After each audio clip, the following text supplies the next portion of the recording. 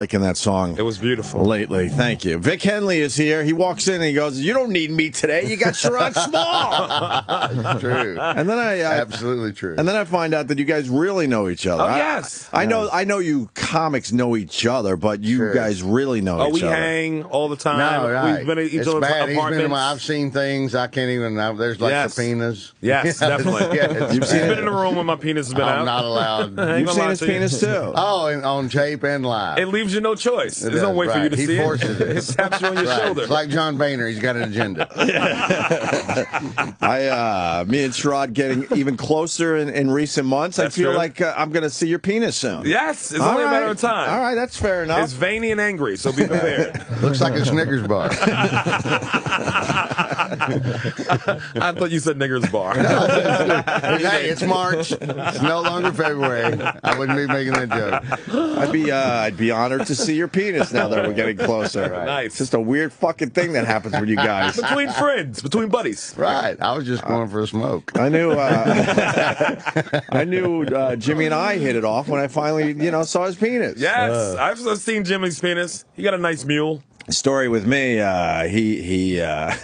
he gets this woman, I'll say woman, from back in the day. No, she actually was a woman. Oh, was she? No, I'm sure. But this was pre-op. But I'll go lady in I'll go lady in in quotations. Okay. She took a bus from I think Cleveland, a local. What? She took a local just to see Jimmy. Amazing. We were doing the NEW show back in the day, and Jimmy, during commercials, took off with this fine young lady. Rumor has it he did her over a toilet in the bathroom. Fine. And then she's probably thinking, hey, man, I took this local from Cleveland. It took me all fucking night to get here and all day because we were doing afternoons. She's thinking maybe the weekend with Jim Norton, maybe some dinner after the show. Show ends at 7 at night. Right. And Jimmy goes, hey, man, I'm dropping her off at Port Authority, which is the bus stop. Right. So Right basically, right after. A nice one. So after taking the local from Cleveland, she was in town maybe 3 hours, 4 hours tops. And Jimmy's like, you want to get something to eat, after we, drop her off at Port Authority. So now we're stuck in traffic in Times Square. And then he moves the rear view mirror on an angle and starts pointing down at his crotch so I could see him getting a blowjob in the middle of Times Square. Good friend. On the way to Good. Port Authority Good friend. to drop her back off so she could take the local back to Cleveland. That's Jimmy. But That's our Jimmy. That's when I knew me and Jimmy were, Yeah. we're finally in the spot. Course. We were in the zone. No. My Norton did the same thing for me a couple of nights ago. My Norton. He's met my Norton. You're Norton? My Norton is Chuck Norton. I've known him since I was 5 years old. I've told stories about him on the show before. He's the crazy son of a bitch. Yeah, he had him up, feet towards the sky, head towards the ground. He's a crazy hillbilly idiot. And he met Sherrod and Tony Rock at the same time. They started talking wrestling. And next thing you know, Sherrod's head was down towards the ground. And Norton's only about 5'7", 5'8". He's like the Polish Hammer, that dude. Yeah, he's Ivan Putski. But I have to always, because I do the show so much, and then because I talk about Norton so much, I have to always go, no, my Norton. My Norton. He is country. Yeah, he's out of his mind. Does he do comedy? No, God, no, fuck no. He barely does life. Nice. I met Tim Barely. Hudson through Vic Henley, too. Really? The whole pitching staff. He had the whole pitching staff for the Atlanta Braves come to the show. Kimbrell's from Alabama, and Hudson went to Auburn, See, so there's a double on the Braves. But then I get a message from him going, hey, woo-hoo, look who I'm hanging with. I'm like, what the fuck are you doing? It was like, how the fuck do you know the Henleys? Well, Vic comes on and he tells these stories, and I don't believe him. Oh, it's so true. But then he backs up everything. And now at this point, I think I got to start believing that you know Charles Barkley and all these other. He knows. He totally knows. It's crazy, but true. He told. I remember a good guy like 19 years ago. The All-Star game was here, not the most recent one from like a long time ago. At the Garden. And he's there, and I knew he was going the night before, and we were talking to a bunch of people. And Tracy McGrady got like a one hop off the back. They did the old Harlem Globetrotters. Two of them topped it, bang bang, and tipped it twice, and then the third guy comes in and slams it. Dunks. And I knew he was there, and I called him. I was like, oh my fucking God. And he answered the phone. That's He's right. like, Tracy Locked in. McGrady, motherfucker. In the middle of the garden. In the middle. And I'm like, oh, man. So how do you guys know each other? Comedy. But, yeah. I mean, he helped you, Sherrod? Definitely. Back in the day? Yeah, William Stevenson hates everybody, and William liked him and Tony Rock. Is how When it we first all started out. They took us under their wing. Yeah. William Stevenson was at the comic strip, and that's cool. William hates everybody. And I came in one night, and he goes, "Hey, have you met Sherrod and Tony Rock?" And I'm like, "No." And he's like, these don't really. And I'm like, you're recommending somebody out of the clear blue for no fucking reason at all? And he went, yeah. I'm like, what have you had your 2 Heinekens tonight? You're all, because we was pretty straight and never has no kindness in his heart at all. Has not 1 ounce of goodness. And unsolicited introduced me to this. God, that's kind of cool. Piece of shit who I've been stuck with. I was trying to figure out who to do the show with today because you got Jimmy down in Tampa doing the big Mike Colta show. Who's he down there with? Bobby and yeah, Bobby and Artie Lang. And Artie Lang. And I think the show's tomorrow night. That's almost as good as what we're doing here today. Almost. That's almost. And I just figured you guys would, kind of get along and have a little chemistry. I didn't know that you guys really knew each other. Back. I've seen his dick in my house. Yes. That's how, not only have I seen his dick, I've seen his dick in my house. Strong. Not in an accidental pee situation either. No, it was all purpose. That's right. It's before I had the cameras up.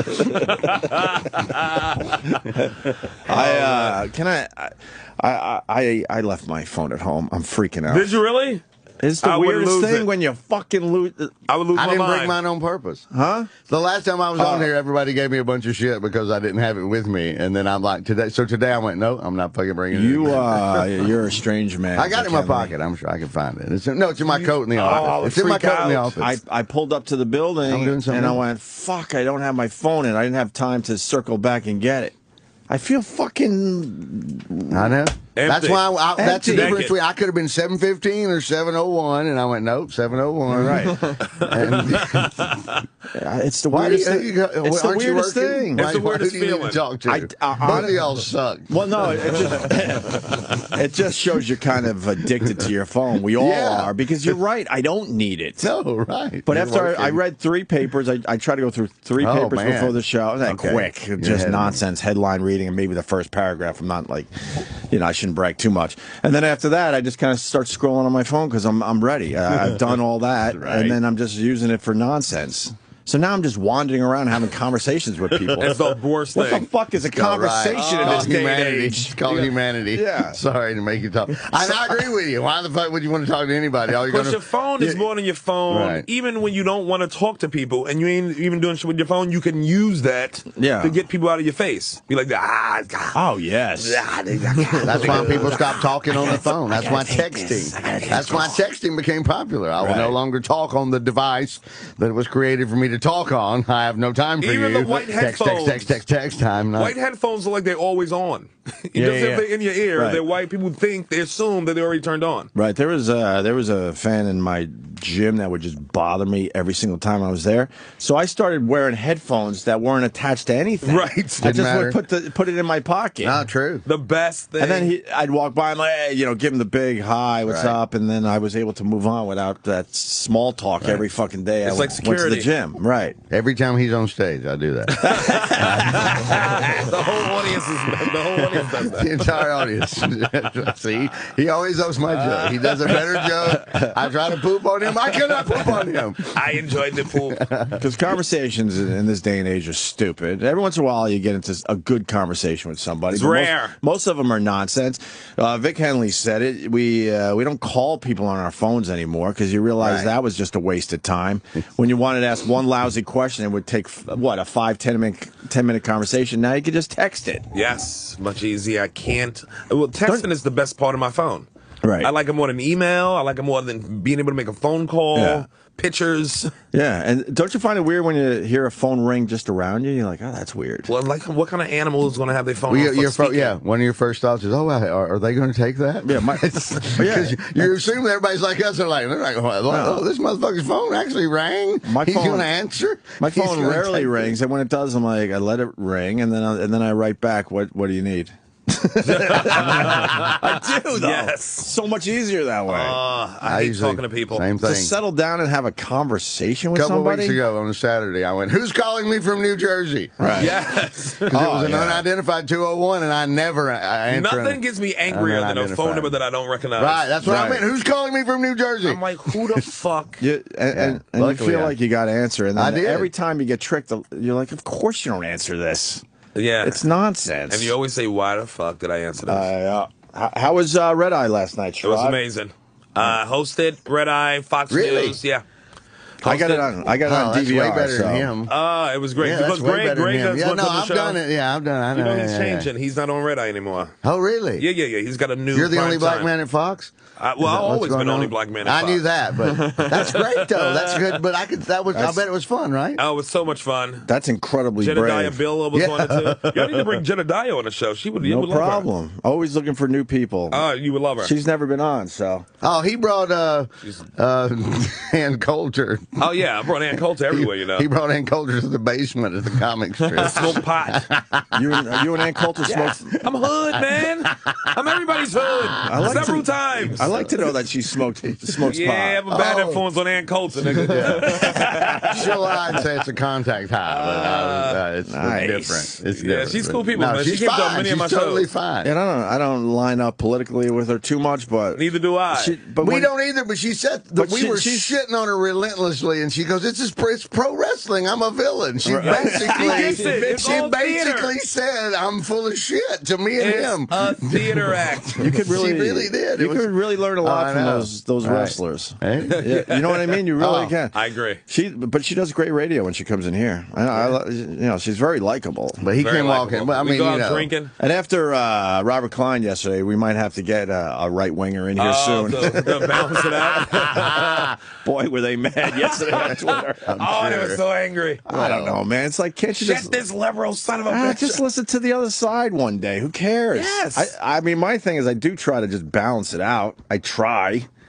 I've got people. He I've was been a on bit here left saying, yesterday. if 1 ounce of anybody goes anywhere, all of a sudden you have the haters. It gets a stream of. It's like just relax and hear stuff. I try to. Was Klein funny, or was he just? Yeah, he was funny. I thought he was hilarious. He's always Robert Klein. He should be pretty good. And then at the other show, he goes to me, "Hey, man, you barely said anything today." I'm like, "You son of a bitch! You interrupted everyone for 2 straight hours." Yeah, he was yapping. He yapped. He was a yapper. He went to Yale. But he was great. I'm not trashing him. No, he went to Yale. I feel like we know him now, so we can give him a little bit of a beating.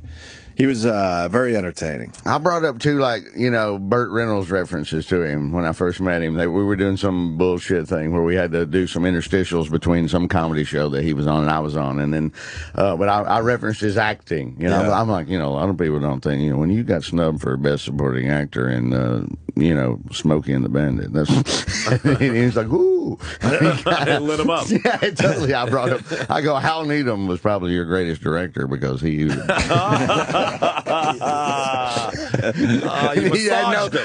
had no, and he went, he got all, he really liked it. And I was totally being full of shit. I'm like, is he going to go for the hillbilly redneck compliment? Yes. Yes, he is. He's a legend, man. Oh, yes. He's been good around Great, forever. too, because it seems like he should be like 90 years old or something. I thought he should have been a lot older than he is. He's 73. Not because what he looks like, but How long he's I been remember around? I was a kid when he was. I can't stop doing my his leg. thing. I can't stop my leg. Everybody's, I can't stop my Yes, leg. that classic bit. He was the first HBO special. Was he the first? Yes, I believe he was the very first one. I feel like it was Carlin. I think it's him, actually. I might be wrong, but I think he did 8 or 9 of those. But I think he might be. He was the very first one when they gave somebody the hour-long. Hey, we're HBO and we're going to have comedy as a big part of what we're doing. I think he might have been the very first one. Did he say he did 80 Carsons or some shit? There's no how many. Is that what he said yesterday? I don't remember. Those there was guys, some number that was just ridiculous. It's one of those things, with Him and Brenner. With the new guys like Kimmel and Fallon, they're killing it, obviously. Oh, definitely. But you talk to these comics, and it's the Johnny Carson, and it's the number. They all know how many times they were on Carson. Yeah, it's like bragging rights. Because it would almost be. There literally was almost a $500, $1,000 increment every time you were on. Really? There was a dollar figure associated with it. You literally went from $2,500 to $3,000, so $3,000 you to kept $4,000. Up how many times you were on? And that's why a lot of those guys realize, because at that time, it did translate to asses in the seats. Like nowadays, you don't. Wow. It did. It's asses in the seats. You went from middle to headliner, bang, because you went from 250 per week to 500 per week to 700 Now, per week. why do you think it happened like that back then? Because it was like not a lot of channels, so everybody just watched those. Yeah. It was old school radio. It was like, let's sit around, look, turn on the elixir. No, that's exactly why. We had what? 4 channels maybe back then? Yeah, and it was 90 minutes. He was an hour and a half. I mean, Carson was an hour and a half. That's one of the things that he was going to go the first time when Leno was about to take over because he didn't want to do Fridays and he didn't want to do. Sorry, he didn't want to do Fridays. And he didn't want to do 90 minutes. He wanted to shorten it to 60, and otherwise he would have retired the first time. We would have got Leno even sooner. Really? But then they caved and they said we'll shorten it to 4 days and we'll let Jay come and host on Tuesday, and you don't even have to do Friday, and we're shortening it to 60 minutes, and that's how they got Johnny on the hook for the last few years. Yeah. But people just know how many times they've been on that show. It was amazing. They don't say that with Letterman or anybody else. Jake Johansson will tell you that he's done like 42 Lettermans or ever how many. He's one of the most Letterman. And he's a brilliant comic. They kept saying who had the best Letterman ever. Wasn't it Ted Bergeron or somebody? No, what's the dude's name? What's the dude? Eddie Bergeron, who died. He died? He died. He's dead. Oh, God bless his soul. He was an old Boston dude. But everywhere he went, he'd be like, he had the best Carson ever. Carson or Letterman? It was Carson. I think it was Carson. Maybe. Best Carson set of all time. Teddy Bergeron. As far as comics go? Yeah. All the Boston guys, it was one of the legendary. He fucking killed it. And they feel like he had the best set. And came over to the couch, like Johnny brought him over. Stephen Wright. Stephen Wright asked him to come back in 10 days. Really? Stephen Wright did it, and Carson went, "Can you come back next week?" And he was the first guy that went, "What the fuck?" He was the first guy that went from Boston and opened it up for all the rest of his pals over there. Yeah. And became an overnight sensation. Bergeron was a Boston. Stephen Wright, Boston guy. One fucking set on Johnny Carson, and the next day you're a superstar. Period. Now you guys go on all these shows and no one gives a fuck. No. If you ain't fucking Kim Kardashian, nobody knows you. And that has nothing to do with your talents. No. It's just a whole different saturated world. market. It was Market's saturated. Now you got to do, 10 podcasts a week, 5 fucking guest appearances on to these keep shows. them from cutting your pay. Right. The other way was a $500 increase. Now it's we got to be on here every day. I'm here at 7:01 just to not lose money. I started going to Temple. I mean, it couldn't hurt. Let's see. All right, let's go to Travis in North Carolina. Travis, what's up? Good morning, guys. Good morning. Opie, man, great show. You guys are really kind of rounding back into form. Yeah. Thank you, buddy. Yeah, man. There's a story coming out of Raleigh, fraternity. So they're the new witches, I guess. Everybody's going to chase them down. But somebody found some frat bros pledge book in a restaurant, and it's full of dirty jokes, typical things men say to each other when they're around each other. Right. And the fraternity is now suspended. Yeah, I said it. Jokes.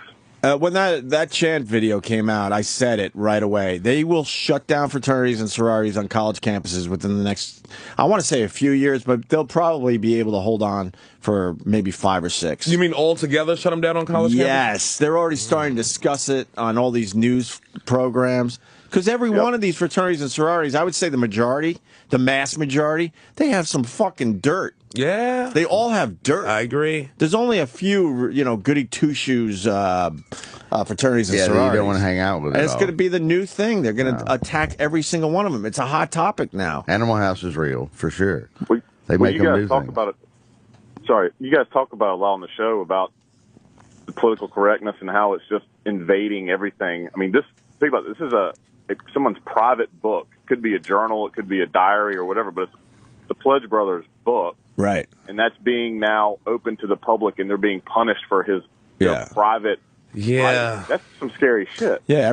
And then I see the news people's faces. We're going to play the story in a second here. Of course, it has to be a white woman and a black dude doing the news. What a surprise. Right. Is that Rod Carew? It looks like Rod Carew. Fat Rod Carew. Fat Rod Carew. I like Rod Carew, actually. I love Actually does not look right. And they look shocked, like they can't believe this is going on. We all know this goes on.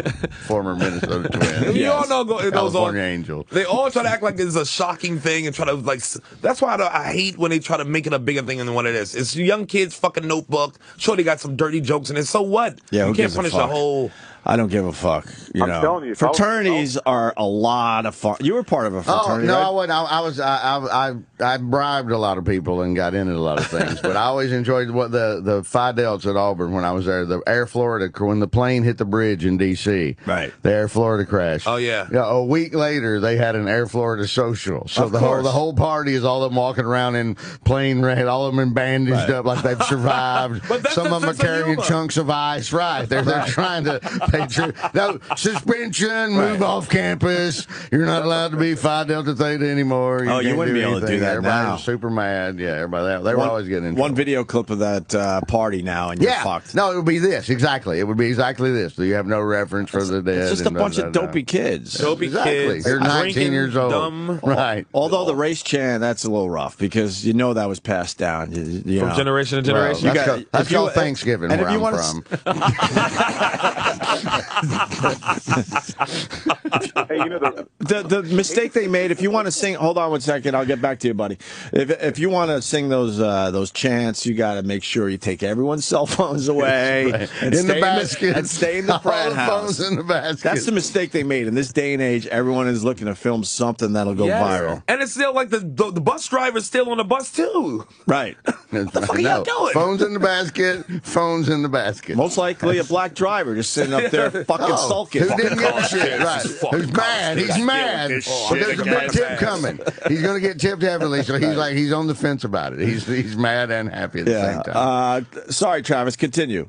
That's all right. But how long do you think it's going to be before they start coming after comics? I mean, that's the thing. Like, Lenny Bruce again is what you're saying? Look, you see it's the French dude just got a suspended sentence. It's common. The French comedian just got suspended sentence for condoning terrorism this week. Where was this? In France. Pull it up. Yeah, but we're talking about America. I know, but it's only a matter of time, baby. I think so. The Charlie Hebdo thing, he puts on Facebook about that, saying how he felt like he was being treated like a terrorist. So the Lenny Bruce thing's coming back. And they fined him $30,000. Wow. Walk on stage as a comic. I'm amazed that in general you guys are still skating. I'm amazed by that. Yeah. There's a little bit popping up here and there, but they're going after you guys. Radio was like the Wild Wild West, and man, did they shut down radio. But they did. Clear Channel turned into. They shut it down. You're right. You're right. It's either this. It's either satellite radio or pod. And honestly, even here, they don't allow these shows to do what we're doing. We're like the last fucking dinosaur. So now it goes to podcasting. Now Clear Channel. But that's what it is. I think the whole business corrects itself. It's like if I can't say it because maybe I'm on a show now who got commercials or some shit. Right. The young kid who ain't got a job, that's where the voice is going to be. Right. Because they got nothing to lose. And now they're trying to control the internet on top of it. These sons of bitches. Yeah. All right, Travis. Thank you. Do we have the news story, Sam? It's on WRL.com. We got it. Here it is. You can stay on the line if you got something to say about this news clip. All right, let's do this. Vulgar comments linked to its members. Good evening. Thanks for joining us. I'm Gerald Owens. And I'm Deborah Morgan. This book was discovered at a local restaurant right near the NC State campus. One of the workers at the restaurant showed our Ken Smith the book. Ken joins us now live with her exclusive interview. Ken? Gerald and Deborah, what appears to be the disturbing actions of yet another fraternity is being called into question tonight. We sat down earlier tonight with a young lady by the name of Katie Parrish. She works at NC State. We went through that small handwritten book cover to cover. The names listed in that book match the names of the current members of the Pi Kappa Phi fraternity at NC State. Now, we want to warn you, some of the excerpts from the book that you hear are disturbing. Get ready for some Yo Mama jokes. This little green book is filled with handwritten comments, including many that are sexually charged, racially insensitive, and derogatory toward women and children. That's embarrassing and scary. Katie Perry bought what appears to be a fraternity pledge book. So are you. Yeah, Katie says her co-workers found it at a restaurant near campus. It's just a group of 60-some young men at State making jokes about raping people, mirrors in that dorm? children, raping dead women, making very overt racist comments. Here are some excerpts from this book. Here we go, guys. It will be short and painful, just like when I rape you. Well, you can never trust an N-word as far as you can throw them. Oh, boy. Dude, N-words? if she's hot enough, she doesn't need a pulse. Oh, boy. Man, that tree is so perfect for lynching. Oh, boy. I like little girls. Be kind to the whales, because they'll lead you to the dolphins. There's no excuse. Like, these aren't... These are just old-time jokes. I don't even understand that one. I don't understand that Be one. kind to the whales. I don't understand that fat one. girls? Yeah, I fat didn't girls lead you to understand hot that girls. one. Oh, is that what it is? Wow. We all know No, that. I didn't know that one. I didn't know that one. Why are I they did giving not away know. that secret? I've learned something. Thank God something positive came out of Every this. chubby girl has a hot friend. The fucking whales are going to be on to us now. that. Why don't get that one away? Wow. What's the context here? Do you know, Travis? The context as far as where they found the book. No, why such outrageous shit in this book? I'm very suspicious why. Yeah. Is there a reason why? I mean, are they forced to maybe write some shit in there? Or is it what it is? Who knows? It could just be nonsense, just scribbled in. I mean, I'm on an email chain with about 20 of my buddies, and we just share ridiculous jokes and stupid comments all day long. It's just what guys do, and it's amazing to me that news considers this news. Right. It qualifies now. Right. I mean, it's really disturbing. And then you got a chubster all fucking pissed off on the news. Right. All lathered up. She's 1 year away from being a whale. I don't know any dolphins. Throwing around her Emily Dickinson references. Can't get into Brown, but you're at North Carolina State. Frustrated lesbian Emily Dickinson wannabe. She's enjoying her last year as an almost We're all dolphin saying before she. she's That's becomes a whale. that's my cousin Travis. Yeah. So what if you just say, okay, yeah, that's my notebook, but I'm writing a script, or Yeah, I'm working on a rap something. album. Right. Why? But pledging is really strange. So I don't know if the brothers are forcing them to say some this. outrageous shit, or is it Plus they just this are. one guy's thoughts on things, trying to be funny, Or maybe you could trying to just be say, outrageous. It's my horrible shit notebook. I write down horrible shit in it. Right. That way I don't go out and That's murder why it's people. horrible to get the Right. voices out of my head. You didn't on look at the paper. cover. You snapped. Hey, quit rushing to judgment. If it clearly says my horrible shit notebook I agree, right it's on the horrible front. shit. That's why I These have are the this- thoughts that I don't act on. Right. It has a frowny face right on the front. It has a frowny face. What if it comes out that this is like this guy's diary or something? You know what I mean? Like his private. Maybe it comes out this is like a private journal or something. And clearly a line's been crossed, but you'll never hear about that. Well, they suspended the fraternity immediately. Well, I think it's like an interim suspension, so it's kind of a slap on the wrist type thing. It Right. sounds like to me, but it's still the principle behind it is. I mean, that's the witch hunt now. Right. If Yeah. you're in a fraternity, you better keep your shit buttoned up. Well, Well, It's coming.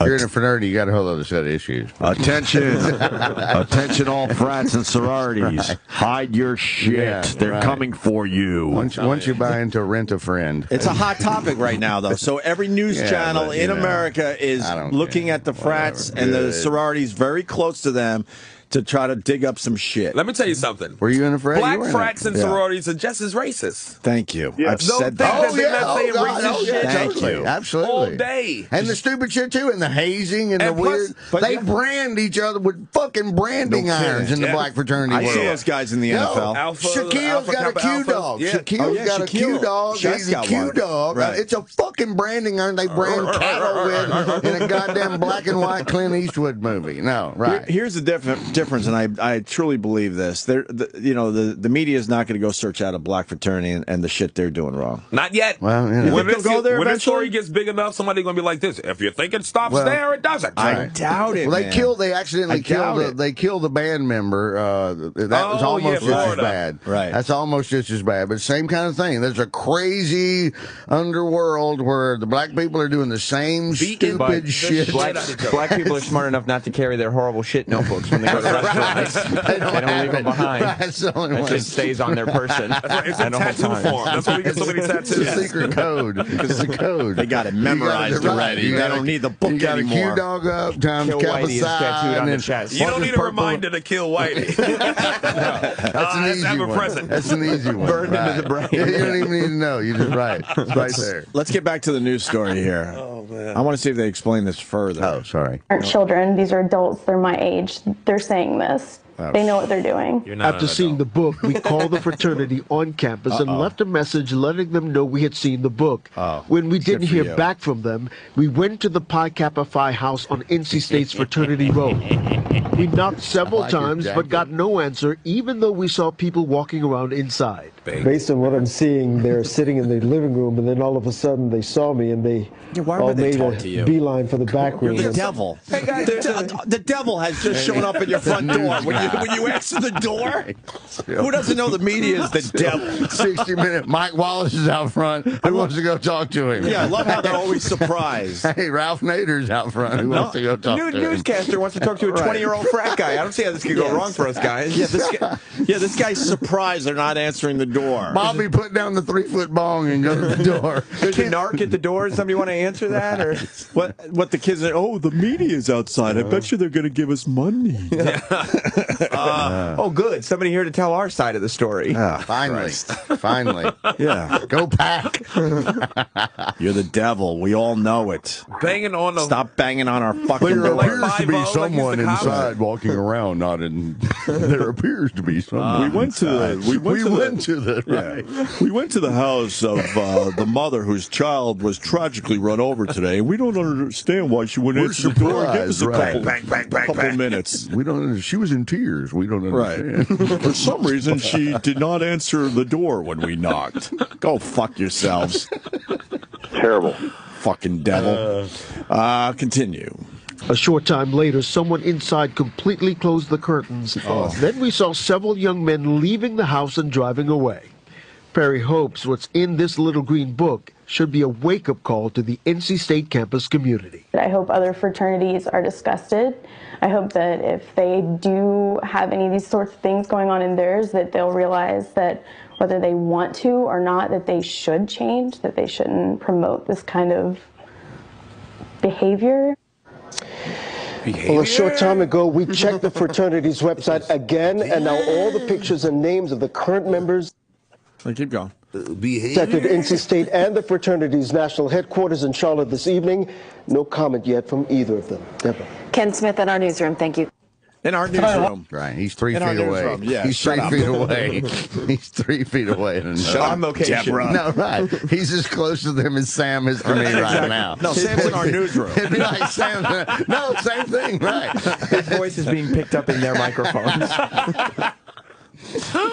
Sam's, in space. What are you talking about, Vic? Sam. Via satellite. Sam via satellite. Yeah. He's rotating the Earth right now. What are you talking about? He's right there. Atlas. Right. They got nothing, though. This whole story is about, hey, remember that national story? Well, it hits close to home. We got some stupidness here. Wait till you hear what's in this notebook. Yes. The frats and the sororities are in deep fucking trouble. They should remake the Notebook movie with this Notebook. I can see that. Well, that's a movie I can see that. Right. She snaps out of her Alzheimer's due to racist N-word jokes from back in the day. You tell one. These are hilarious, sweetheart. Wait, Carl, it's you. Travis, thank you, buddy. Thank you, man. See ya. All right. This guy can explain what a pledge book is. Well, I think we know. Oh, it is. It's the brothers make you carry around a pledge book, and Exactly. it's things you got to do. Write You got to it get down. signatures and all sorts So of that's shit. what they're saying. This was a pledge book, or this was just a dude's book? Or like that he had his It's a friend. pledge book. It was a pledge book. Which basically, and he's online right now. You got to learn the history of the fraternity, so you're writing shit down as they're telling you, because then you're going to be quizzed on it. And if you fail the quiz, then there's a bare bottom spanking. Just like Animal House at the beginning. Thank you, sir. May I have another? exactly. Kevin Bacon. Learn the Greek alphabet. Do this, that, and the other. That was the one thing that creeped me out about fraternity life: the bare bottom spanking. Right. Yeah. Exactly. What fucking sicko started this decades ago? And what he says, do you prepare to consecrate the bonds of obedience? Yeah. Something really weird and creepy like that. Bonds of obedience. It is. It's some of the exact words. Yeah. It's Niedermeyer. Right. He's like, prepare to consecrate the bonds of obedience. Really? I don't want another dude saying that to me about anything. And I'm with my pants down. No. Someone's saying they feel like the whole story is fake. What, like this thing was planted? Bob, what do you got on this?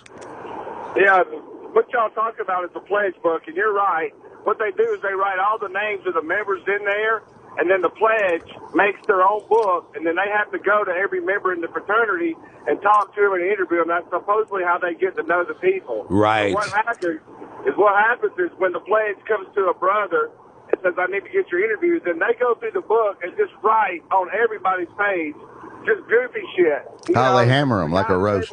Yeah. His buddy could have got drunk the day before and did something stupid, and so they're writing on that guy's page one little blurb, and it's just a bunch of crazy, stupid shit. I'm not making an excuse for it, but it's still, in my opinion, that is freedom of speech. You can say stupid shit if you want to, even if it's racist. Well, that's what Sherrod was saying. Yeah, why is Bob from Atlanta giving us more info on this than Deborah Morgan and Gerald Owens? Not Gerald Owens. How about you explain what a pledge book is, you fucks, you devils? They went to community college broadcasting school. Because it's important to the story. Like these pledge books are made to humiliate the pledges, and some go too far with it and make fun of the person in their own book and write racist shit and this and that. Explain in that part of it, at least. It's context. You got to take it all in context, man. Right. Half of the stuff that was in my book, and granted, I was in school in the 80s, a long time ago. Fraternities and shit have changed a whole lot since then. A lot of Madonna references? Half the stuff that's written on there is in fucking code. I didn't even know what half of it meant anyway. That's what he's saying, a lot of Madonna references, right? Yeah, there's back and forth to the other people of something that they did that nobody knew except for those two guys. I still that I read, that I've looked at it. We had a little get-together a few years ago. We pulled it out and laughed about stuff. There's stuff that was written in my book that I still don't fucking know what it is. What frat were you in? What school? I was in Kappa Sigma, West Georgia. All right. West Georgia. Oh, West Georgia? Oh, let me explain some of the words in your book then. A niglet is a black person, but a smaller black person. Right. Yeah, niglet. Under 2 years old. Under 2 years old.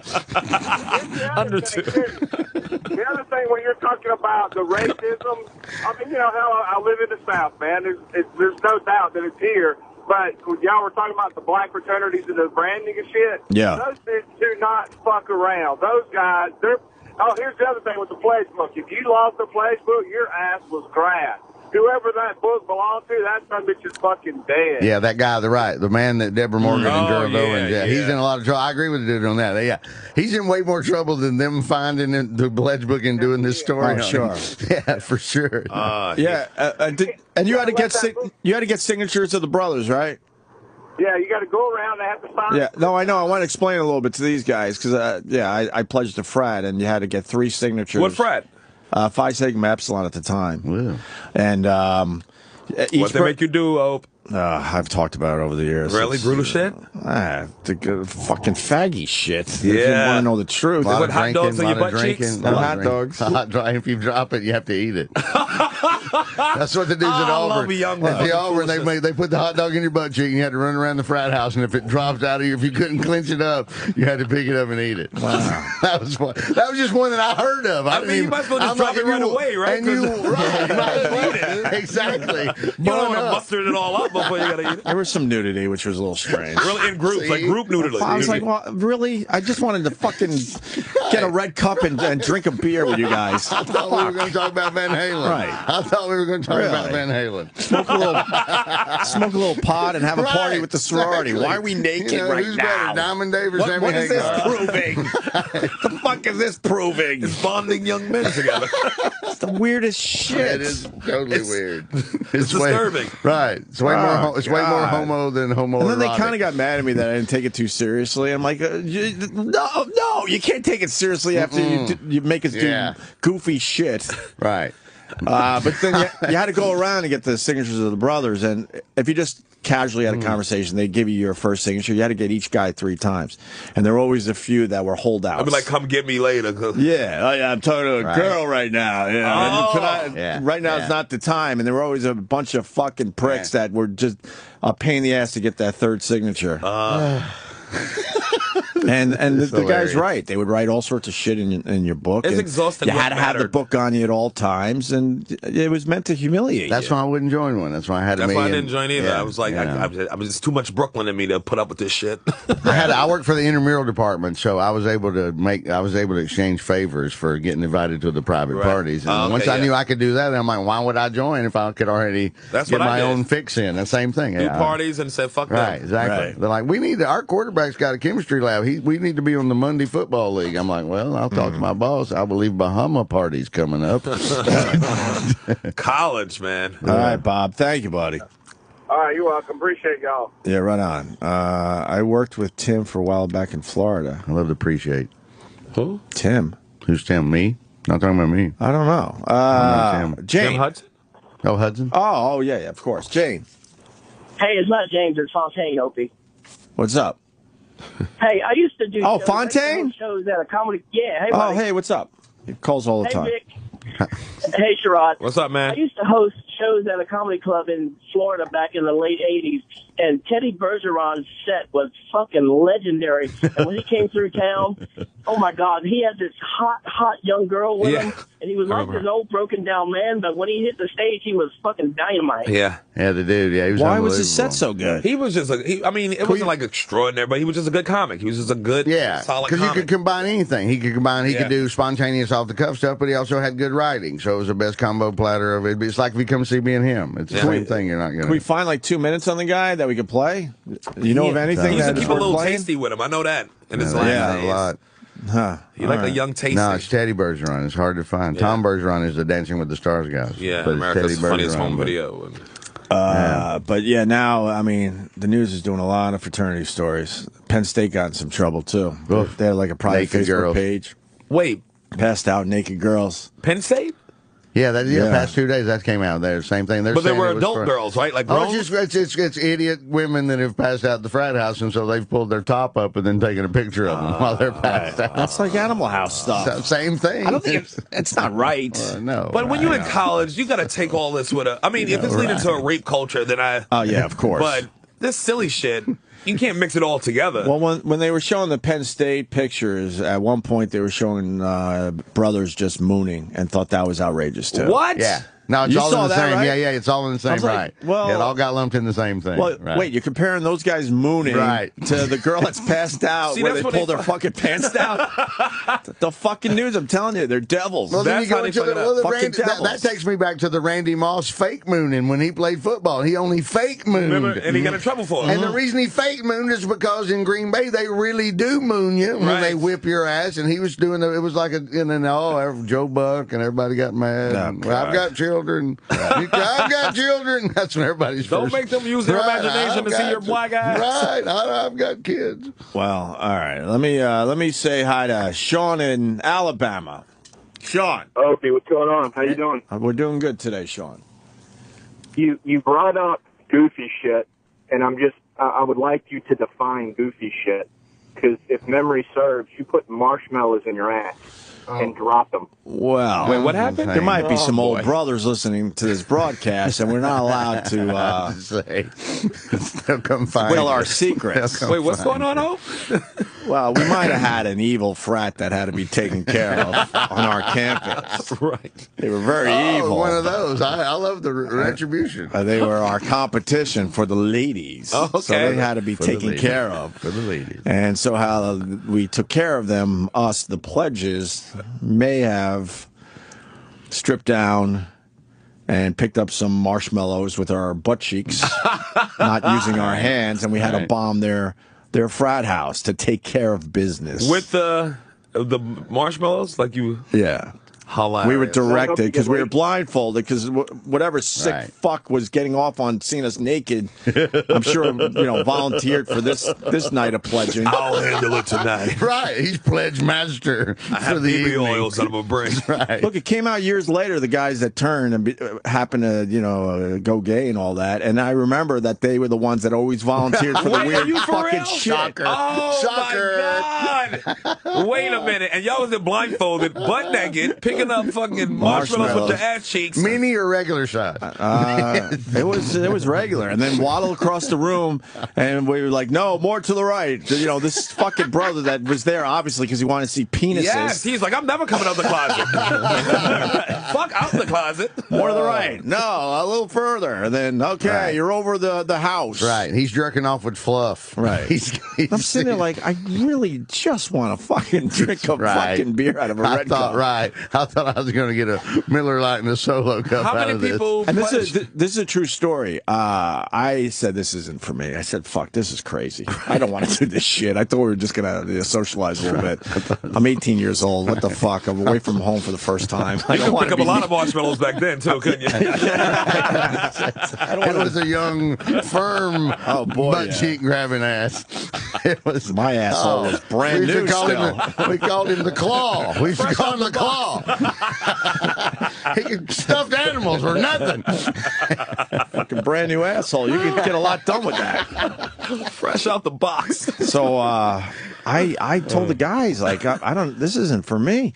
And then two brothers actually came to my dorm room. I'll never forget it. And they basically, in a very nice way, said, "You don't want to fucking quit." Right. And then hinted that your life will be a living hell on this campus. And I remember the other guys that did quit.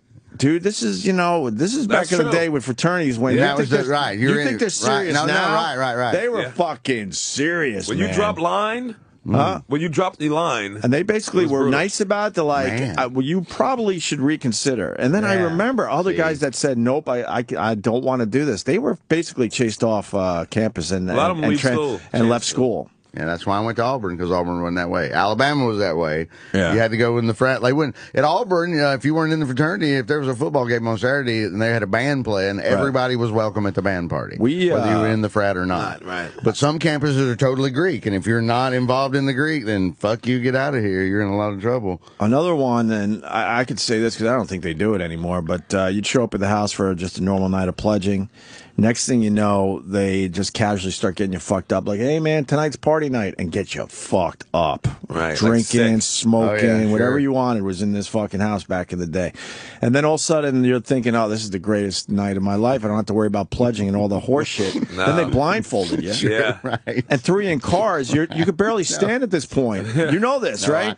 This is one that they're going to be taken somewhere. This is one that most fraternities used to do, and probably only a handful still do.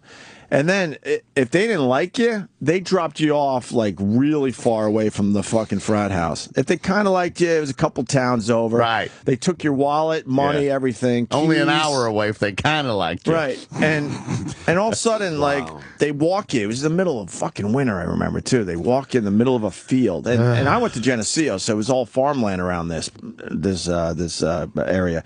And then they're like, "Don't fucking take the blindfold off for, until you count to 100. And then I was the dope in my fucking group because they gave you like two other guys. I'm like, "There's no fucking way they're still here. This is ridiculous." So after like 20, we take off the blindfold, and there they are, screaming at us, back in the car. So now, because we took the blindfold off, now we're going further. Of course. Going further away. Rochester. Now it's going to be Syracuse. Now it's Rochester, motherfucker. Now you're scared. You're like, "Fuck." And then they took us further, and then we did it right. We counted to 100, and we took the blindfolds off. And in middle of the winter, fucking freezing our asses off. Now we're looking all around. No cars in sight because, like I said, farmland. And we're in the middle of one of these farms. And you're looking at lights in the horizon going, "That might be Geneseo. We could start walking that way, I guess." Right. And then the brothers would hang out at the in-between, which has closed down, and would wait for the brothers to return. And then it would be a big party and celebration, like, "You did it, you made it, here's another fucking drink." But there were always guys that they really hated, that they really took for a real ride. They didn't hate me too much because I was probably in the middle. Right. Not loved, but not hated, kind of in the middle. Because we were only about 10, 15 miles away from campus. But they actually, and this is a true story, would bring guys all the way to Buffalo and across the border to Canada without any fucking... No, in Auburn, they would take people. Columbus, Georgia was just over the border, so they'd lose. You get the hour from Central Time to Eastern Time. Right. So it was about an hour away. It was the same thing. But you didn't. If you took, they'd take them to a trailer park. And then the pledge master would be the one sweating, because then we're all running back into the in-between. It's like, who's left? And it would be like 4 or 5 guys left, like, they'll make it before closing. And then the bar closes. We'll do after hours and wait for them. Next thing you know, everyone is passing out, and these guys are still not home. Yeah, there's still like two dudes. And it was legendary. They would show up like noon the next day. There's still like 2 dudes. I'm surprised more people don't die. Well, that's what, that I'm sure there's probably some stories where somebody wandered off a cliff. There's some frat hazing where they took them to a national park and then they're all back at the campsite and then some jackass wandered off a cliff with his blindfold on. That's totally happened, I'm sure. My old fraternity, like 2 weeks ago, big story up in Western New York. They dragged I didn't want to say this part of it, but too late now. They dragged a girl out of the house. You know, she had alcohol poisoning. Ugh. And then they brought up the fact that a guy, one of the brothers, died last year in the house. They found him on the couch, dead. In the fraternity house that I know very well. And did he have a dick drawn on his face? Those fucking kids. These fucking kids. And it turned out crazy. Turned out to be some drugs in his system too. So surprise. Really sad fucking story. Wow. Yeah, it was nuts. No, all that shit's crazy. All that, everybody, you know. But that's just life, you know. Everybody's not expected to be 30 years old or to live that long. Some motherfucker's going to die in some of these hazing accidents. Well, you know, there's always, you know. Well, they really clamped down on the hazing big time. They did that. They started that about 20 years ago, probably. There's still like off-campus stuff going on. Sure. But I think frats and sororities, that's a thing of the past. I don't believe they should go away, but you know, with all this PC shit and everything else going on in our world, I think it's going to change major. It's going to be major changes. Yeah, it's going to be a lot of oversight. Yeah, it's, you know, we're going to get one of these frat or sorority stories, you know, almost daily. And plus, some of these frats are like really big businesses. These are like huge corporations with big money and a lot of things online. And it starts out with naked and butt cheeks marshmallows, and then 20 years later, there's the IBM guy talking to the Hewlett Packard guy. Right. You know, there's some bullshit that's going on. Oh, I remember you from the hot dog race around the frat house.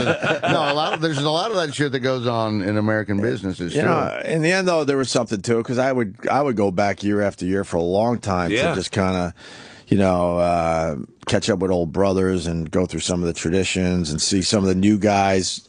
In our case, you know, Pledge Day, when they decided they were going to, you know, pledge the fraternity, it was a whole big thing where they had to run up the hill and there was a huge party waiting for them. You know, the first day was awesome, and a lot of the older guys would come back just for that. Right. That's why that's what a tradition keeps it alive, because you want to go back, and then once you get offline and you not a pledge no more, then next line you like, oh, I'm going to lean on these motherfuckers. Right. They're going to get it more than I got it. So it's continue. Yeah. The KAs at Auburn always had they got in trouble every year borderline for having Old South parties. So they had an antebellum complete, like Paula Dean would have loved to go to this party. It was black people. It was a totally, and every year they'd get some shit for, is this tradition or is it fucking, you know, honoring slavery? What's going on? Would they have to make a decision? Like, yeah, no, every year it didn't matter, but every year when Old South is what they called it came around. But we all have that in us. It's that old. It's so over the top and ridiculous that how could you take it seriously? Right. You know, it's like Halloween now. Yeah, nobody cares. You go to a Halloween party and everyone's trying to just have I agree. The most outrageous costume possible. Right. Depending on what's in the news that year. I went as my greatest. The only time I I dressed up like 3 times, and my greatest one of the 3 times was I went as David Koresh after the Waco thing happened. It happened in April, and that following Halloween, I won $250 at a contest. Well, you had in LA. cheap glasses and a great Brady wig. I bought clothes at the Goodwill, set them on fire in the alley behind my apartment, and then stomped them out and put them on. No, and went out. No, I had a gun and a Bible. I had a giant gun and a Bible. My wife at the time, it was in pigtails with a Donald Duck necklace as my pregnant teenage disciple. She's in the same. She's in burden clothes. She's in burden clothes exactly like I am. And she's got a giant lollipop with a Donald Duck necklace and the pigtails. And I'm walking up to people and I got one hand on the Bible and one hand on the gun. I'm like, I'm gonna get you one way or the other. Wow. And they're like, ding, ding, ding, ding, ding, ding. And every year after they're like, what are you gonna do this year? And I'm like, I peaked last year. I'm never gonna be able to do. See, that's so over the top that how can you take that seriously? Nobody got mad. No, not a soul got mad. Our pal's checking in today. It's been a while. Chuck in North Carolina. Chuck. What's going on, boys? Y'all got the heavy hitters in there this morning. Goddamn right, Chuck. You goddamn right. You your own bitch. Goddamn right. Chuck. Good, Vic. All right. Chuck, I got to ask you. That wasn't me, Chuck. But people still talking about Esther Koo and you. I just need to know if you're still butthurt or if you're over it now. No, I mean, she just got to me, and she can't. My biggest problem was I couldn't get a word in. I couldn't argue back. But what's the Esther Koo story? Esther Kuhn went after Chuck, and man, people took Chuck's side on this one, and then Chuck throws some fucking heavy blows when he calls this show. Okay, but he threw some blows at Esther. No, he took a lot of fucking hits because she wouldn't allow him to even attempt a punch. And people got really mad. And I'm like, but we love Chuck. Chuck can handle this in the end. Right. Did they get like Asian, Matt? Like said Asian stuff too? Oh, yeah. They got ugly. If she ever comes around close to me, I'm going to go see her and apologize. She's wow. Wow, really? I'll take her a box of Uncle Ben rice. Wow. Not long grain and wild. Make sure you make it. Don't get into that white stuff. Make her long grain and wild. I thought it was funny because Chuck usually has the upper hand, and this little Esther Koo really got to him. She got him, huh? Funny. Yeah. I looked her up on the damn internet. She's a little bitty girl, ain't she? Oh, she's tiny. She's absolutely. Tiny, Yeah. She's absolutely. She's a cute little thing.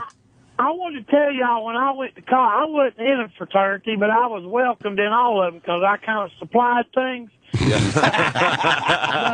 Was it moonshine? No, it was. Oh, wow. Marijuana and some white powder that kept everybody awake. But okay, all right. But I saw a fraternity. It's been a long time. They took and made these guys. They made them run like hell for about 30 minutes to get real sweaty and hot, and they soaked these fucking jock straps in liquid heat. And I mean, they had them sopping wet, and they made them fuckers put them things on and run for about an hour, and it was brutal, man. Some of them guys was crying. Yeah, no. And they would paddle them up there in the mountains at App State. Man, they'd make these fucking paddles and make them bend over and knock the shit out of them. I'm going to Boone. I'm going to Boone next month. He said App State. That's where Boone. That's in Boone, North Carolina. I'm going there next month. Oh, are you? Yeah. I thought our pledging was pretty impressive, but I've heard of other fraternities over the years. It's no fucking joke, man. It's scary as shit. It's insane. I hear like kids, like some of the boys can't even sit down in class because their ass is whelped and blistered. I remember walking up to the frat house. It was always like 9, 10 o'clock at night. You had a pledge meeting. And I remember I would show up at the house and it would be all lights are off and shit. And like, I was scared fucking out of my mind. Like, what's going on tonight? I saw one of those parties, they was talking about lifting girls' shirts up when they passed out. They pulled this girl's pants up and took her panties down and stuck a plastic spoon in her pussy, and then everybody took pictures of it. Whoa, Chuck. Wait. Teaspoon or tablespoon? Plastic or metal? Wow. There's a lot of questions. Are you talking a spoon on your grandmother's wall in her kitchen, like that wood one? Right. Big right. There's a lot of questions. Right. One of those Taurus spoons? Was it the Niagara Falls one? Next to the big wooden fork. You know what? I mean, it's got to be said because there's a lot of assholes out there. That's not right. But this is before like Instagram and stuff like that. If you had that back then and you saw a spoon in a girl's puss, somebody's getting in trouble, right? Oh, I'll tell you how long ago they took the pictures of them cameras that shot the picture out the bottom. Polaroid. Shake it like a Polaroid picture. Hold on a minute. Someone is saying you're full of shit. Let's go to Josh in Baltimore. You're on with Chuck. What's up, guys? Yeah, Chuck, you're full of shit, dude. Liquid Heat, that's from the movie Revenge of the Nerds. They did that with I don't give a fuck what movie. No, but they'll do it though. I know it's from a movie, but I know they would reenact it and Mentholatum. Literally said the movie verbatim. Like he literally just described the scene in Revenge of the Nerds. Okay, sure. I ain't never seen Revenge of the Nerds, you cocksucker. Look, get over yourself, buddy. Go jump I in know the you're fucking full of river. shit. You're full of shit, dude. You're full of shit. I bet you. This motherfucker right here, I bet he wouldn't say that to my face. I'd knock his fucking teeth out. Listen, I live below the Mason-Dixon line. It's okay. You can like me. You're still full of shit. Fuck you. Fuck you and the Mason-Dixon line. You went on the wrong side of it. All right, okay. You're still full of shit. Go watch some more movies and call Opie back, okay? I ain't never even seen that fucking movie. Listen, there's one about this guy who was a virgin for 40 years. Pretty sure it was about you. Wow, he's calling you a virgin, Chuck. a virgin. I wish I was. It'd be good to start over. After the horrible things you've been through, huh, Chucky? That's damn right. I'd like to start over. I can do a lot better job. I knew. What was the last movie you saw, out of curiosity? The last movie I saw, one about the sniper. American Sniper. Sniper. Oh, the American Sniper. Why does that not surprise me at all? Good movie. I could have guessed that one. All right. Chuck, go fuck yourself, buddy. Have a good one. All right. Okay, thank you for coming to Carolyn. Carowinds. Oh, wow. Do you know what Carowinds is? No idea. That's the Christian Six Flags. No. When Jim Baker had his own Christian-themed music, it was called Carowinds, and then it went bankrupt, and they tried to keep it up. He's doing a thank you for coming to Six Flags. Is basically what Chuck just said. I'm glad I'm here to translate for you, Chuck. That was some country shit. I loved it. You know what? I can tell Henley's a redneck down there. Thank you for coming to Carowinds. To defend Chuck.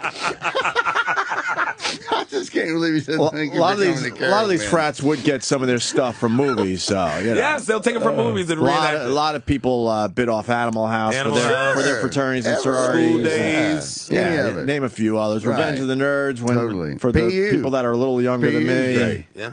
So I don't know why I'd come in and fucking lie about it. I ain't never seen it. It's a standard. It's a standard.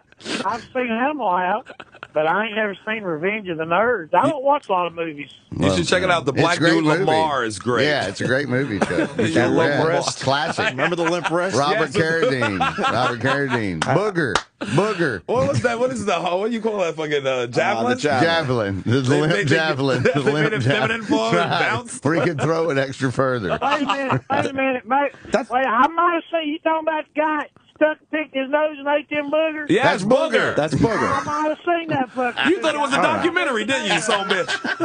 I remember that guy picking his nose. He'd look at it like hell, and then he'd eat it. Yeah. Well, you got to look at it before you eat it. He's a lawyer now, right? And he's like an entertainment lawyer, Booger? He's the co-host of Revenge of that nerd show they have on right. TBS. Yeah, that's he right. is actually, I think him and Robert Carradine are the co-hosts of that. But think about this. That was the movie with Hair Pie, right? They set up the cameras. Yes. See?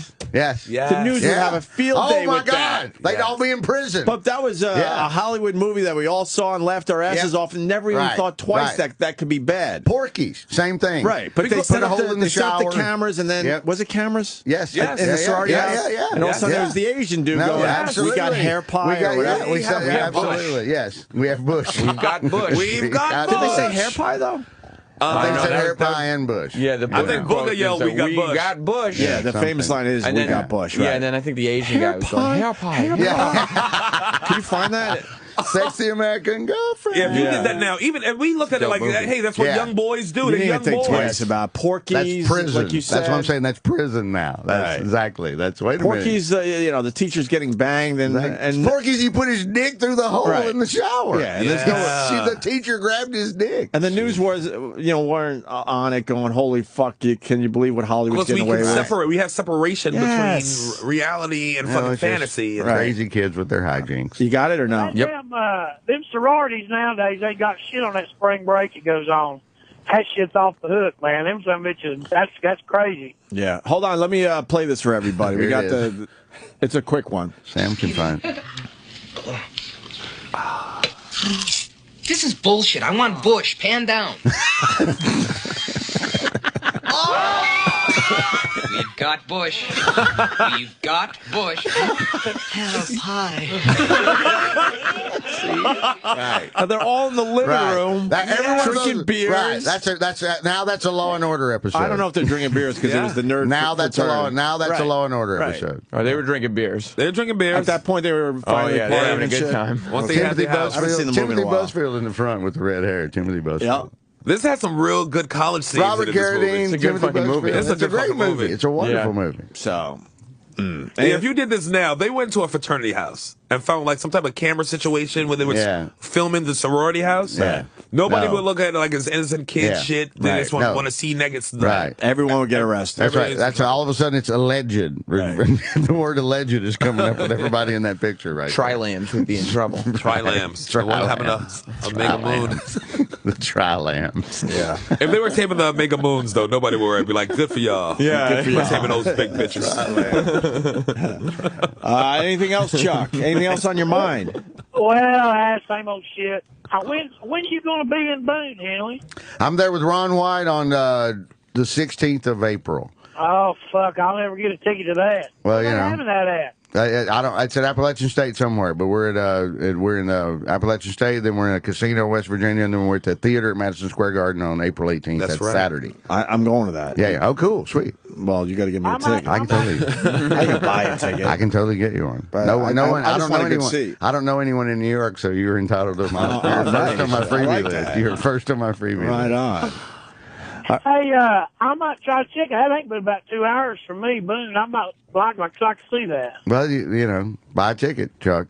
Well, I'll buy a ticket. Come to the show. Come to the show. Wait till it's over and walk towards the front and come say hello. But you got to be our ambassador and meet this guy. So I'm saying, wait till it's over. What Chuck looks like. Wait till it's over, and whenever we always come back out to look at the house when it's empty. So wait till the show's over. You don't do a little meet and greet or anything? Ron does. There's some sort of VIP. Put Chuck on the meet and greet. If Chuck buys a ticket, I can get him backstage. All right, we'll get you on the meet and greet. Okay, listen, did you hear about what that fucking Obama said yesterday? Everybody will be mad. That son bitch, what'd he say, Chuck?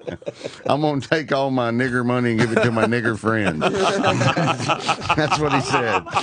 He actually went on TV and goes, I'm taking my nigger money and giving it to my nigger friends. He has the right That's to say exactly that. what he said. He can say that. As he said. I don't see no problem with it. That'd be fucking retarded people voting and everything. Oh, you're saying the mandatory voting thing. That's what you're talking about? Yeah. Yeah. He's fucking stupid. But he said he wanted to do that, Chuck, to take the money out of politics. So you ain't never going to fucking take the money out of politics. Chuck's right on that one. There wouldn't be no congressman. They wouldn't be no He's senators. Right. He's right. It's a good idea. Quit a job? Why would you quit a job making a couple of $1 million a year to take a job making $300,000? Right. Oh, well. Yeah. I'm with him on that one. Idealistically, it's a brilliant thought, but it ain't going to fucking happen. There was this big football star from Tennessee back years ago. Peyton Manning. No. He was real good. Heath Schuler. Y'all figured. He went to the Redskins, made big. Heath Schuler. Heath Schuler? Yeah. Well, y'all said it, I didn't. But that motherfucker, he ran for Congress over in Western North Carolina. Yes, he did. And promised these people all this shit. Yep. They flooded a town and made a lake for power, and they cut off their graveyards. Anyway, he said he's going to make good on the road to the graveyard and all that. Got up there 4 years. He got him a check for like $300 a piece. He's a cocksucker. Is that you throwing your hat in the political arena, Chuck? Hey, I couldn't do it. You can't go up there and say what you mean or what you feel. You got to play to everybody. Right. That's the problem. They need term limits, if you ask me. Of course. Sure, absolutely. We're all in agreement except for the guys that have the cushy fucking careers. Yeah. We all want. You got to get them out. Don't both sides want term limits for the most part? No. They say they do. They say they do before they get in, just like Bloomberg. No, I mean, the right. No, right. He's the right and the right. left. No, they both. That's one thing they agree on. That's they don't one thing want to they lose agree their on. jobs. Yeah, they'll say all day long term limits and money. They'll both agree with you all day long and then not do anything about it. I mean us. Oh, us? Oh. No, I know they're in agreement. It's one of the only things they're in agreement with down there. But we wishy-washy on it, just like in New York City when there was term limits on being a mayor. Right. And then this whole 9/11 thing happened, and then Bloomberg used it like, hey, y'all need me to do. Right. And then he was like, yeah, we do need you. He changed the law as he was in office. It. Dirty Dale. That's why what's her name didn't get elected. What's the chick name who ran for mayor? Who worked under him? Red hair. Yeah. I know exactly. Who's pretty much out of New York politics for the time. But Giuliani tried the same thing. She was like a favorite for a minute. Yeah. For a minute. She was a favorite for a minute. Quinn. Kathleen Quinn. Yeah. Very good. Of course, I'm probably hypocritical about that shit. If I ran and got up there, I'd have him lobbyists all around me, handing me money, get my dick sucked till I'd be the worst one up there, probably. Well, you got my vote, Chuck. Right. I didn't know the lobbyists, actually. Vote for me. I don't give a fuck. There was some guy this man told me years ago in Alabama. I forget his name. He ran for governor. George Wallace. No, this was way back in the early 1900s. He got up to where they preach around the little towns and ask you to vote for him. He got up there and told them he was going to take their money and spend money and have a big time. Told them the truth, and hell, he got elected. Well, I'm not surprised. I can't remember his name. He's a straight shooter. That's what they call him. Big Jim Folsom. All right. That's him. That's him. So you fucking nailed it. God damn it, Vic. I'm from Alabama. This boy's on fire. I'm from Alabama. On fire. He's translating for Chuck. Jesus. Translating for Chuck and filling in the blanks. Big Jim Folsom. This guy that told me that went with his granddaddy to hear him speak, and he asked his granddaddy, he said, why would people vote for him? He said, because he's telling the truth. Other people won't tell him the truth. Right. Wow. Exactly. All right, Chuck. We got to go to break. But if you have anything else, you call right back, sir. Hey, listen. I'm gonna try to get there. So you said that was in April. April 16th, Boone, North Carolina, with Ron White at Appalachian State University. Yes, Chuck. Is there a website I can find out? Tatersalad.com. Tater salad. Everything. Yeah, Ron. That's Ron's website. Tatersalad.com. Yeah, Ron is hilarious. God damn, when he tells that story about that guy that at the swimming pool looked like he had a squirrel in his fucking pants. Oh, that's a classic. The funniest shit I ever seen. That's a classic. That's a good one. It is a good one. Has Ron White been on the show, Opie? Huh? He's been here, right? Yeah, he killed on our show. He loves it. He still talks about it. He's great. That damn Opie's had a couple of days off this week. That damn Run DMC fucker, he took the whole show, didn't say nothing. And then that goddamn guy yesterday, what was his name? Robert Klein. Sherrod, what was I saying right before we started today? I go, this has been the easiest week because DMC wouldn't stop talking, but it was very interesting. No, it wasn't Ron. It was DMC. It was DMC. It was DMC. Yeah. That's DMC. He came in here. It was great. And then I was yesterday, rapping with the nigga. Wow. Oh, it was amazing. Wow. and then yesterday, Robert Klein took over for 2 hours. Right. Yeah. And now Chuck today. Made it easy. That fucking Robert Klein worried about everybody's fucking guns. He didn't worry about his own fucking self. Who was that girl in there yesterday? Eliza. Eliza, yeah. Sure, she was great. Eliza's great. She might stop in and say hi today. Schlesinger? Yeah. Oh, yeah. No. She came in with her dog yesterday. No, Blanche. I love Blanche. I love Blanche. Yeah. Why does everyone know Blanche? I've had to carry Blanche. Eliza, well, you know. Oh. If you make out with Eliza, you got to carry the dog. So. Nice. Does the dog have more followers on Instagram than me? Maybe. It could be. It could be. Son of a bitch. Blanche is softer than Elijah. She's at Caroline's this weekend, right? Yeah. I was driving home last night, and I was flicking through the channels, and I heard the dirtiest, nastiest joke, real short, in my life. Okay. How do you make a dog quit hunching your leg? How? It's disgusting. And don't say I know anything about it. You pick it up and start sucking its dick. I guess that would solve it. That's take it. All right, boys, I got to go. I'll try to look you up, Henley. All right. I'm looking forward to that, Chuck. All right, there you go. That's right. Exactly. I got something. Now I'm happy about going to Boone. For the people frustrated by Robert Klein yesterday. Oh, yeah. Gun control. We pushed it back a little bit toward the middle again. There you go. Gun control, too many, Sherrod Small in the studio. Yes. We don't have to promote anything. Red Eye went. Yeah, Red Eye was great last night. I'll be in town this weekend doing shows at the Stand and Stand Up New York. Oh, nice. Really? Yeah. Nice. I'm at the comic strip all weekend, same thing. Yeah. Yeah, Very we're good. between, if you wander around New York City, you'll see me and him. Yeah. We'll be there. You could do a lot worse. That's it. I do have a show coming on, a new show premiering April 2nd on Spike. No, True TV. Sorry. True TV. Same thing. April 1st and 2nd. It's talking. It's funny show. Another show for you. He's on TV so much, you can't even figure out what channel he's on. Right. They love you, though, man. No, exactly. Now you just got to get the big gig. Yes. I'm just waiting on a white man's promises. And now, Opie and Jim are back. I've stayed in this room. Huh? In the room? The room where he had the bed in is he said in the Amsterdam Hilton. It's 7-Eleven in the Amsterdam Hilton, and they still rent that room out to this day. And you had I was doing the gig over there, and nobody was in it, and they knew that the American comedians thought it would be cool, and if there was nobody in the linen suite, they'd put you in the linen suite. I would assume that someone wants to be in that room almost every night, though. No, it's just a regular Hilton, and nobody in Europe, only geeky, nerdy music fiends like me would know about it, and they don't even know. so, and the girl told me when I checked in at the front desk, because I was in 707, I was down the hall, and I'm like, I can't believe I'm not in, if you know, and then she goes, oh, you'll know about that. And so they walked me down there and showed it to me, and then they're like, look, a honeymoon couple's coming in here for 2 days, and they're going to put them in there, but then on Monday, if you want to really walk down the hall, we'll put you in this room for the rest of the week. And I'm like, fuck yeah. But it's just a room in the end. His artwork is still on the wall. It's all white. It's exactly like when they had all we say. Right, It's the give peace a chance room. It's exactly the same room. No, right, exactly.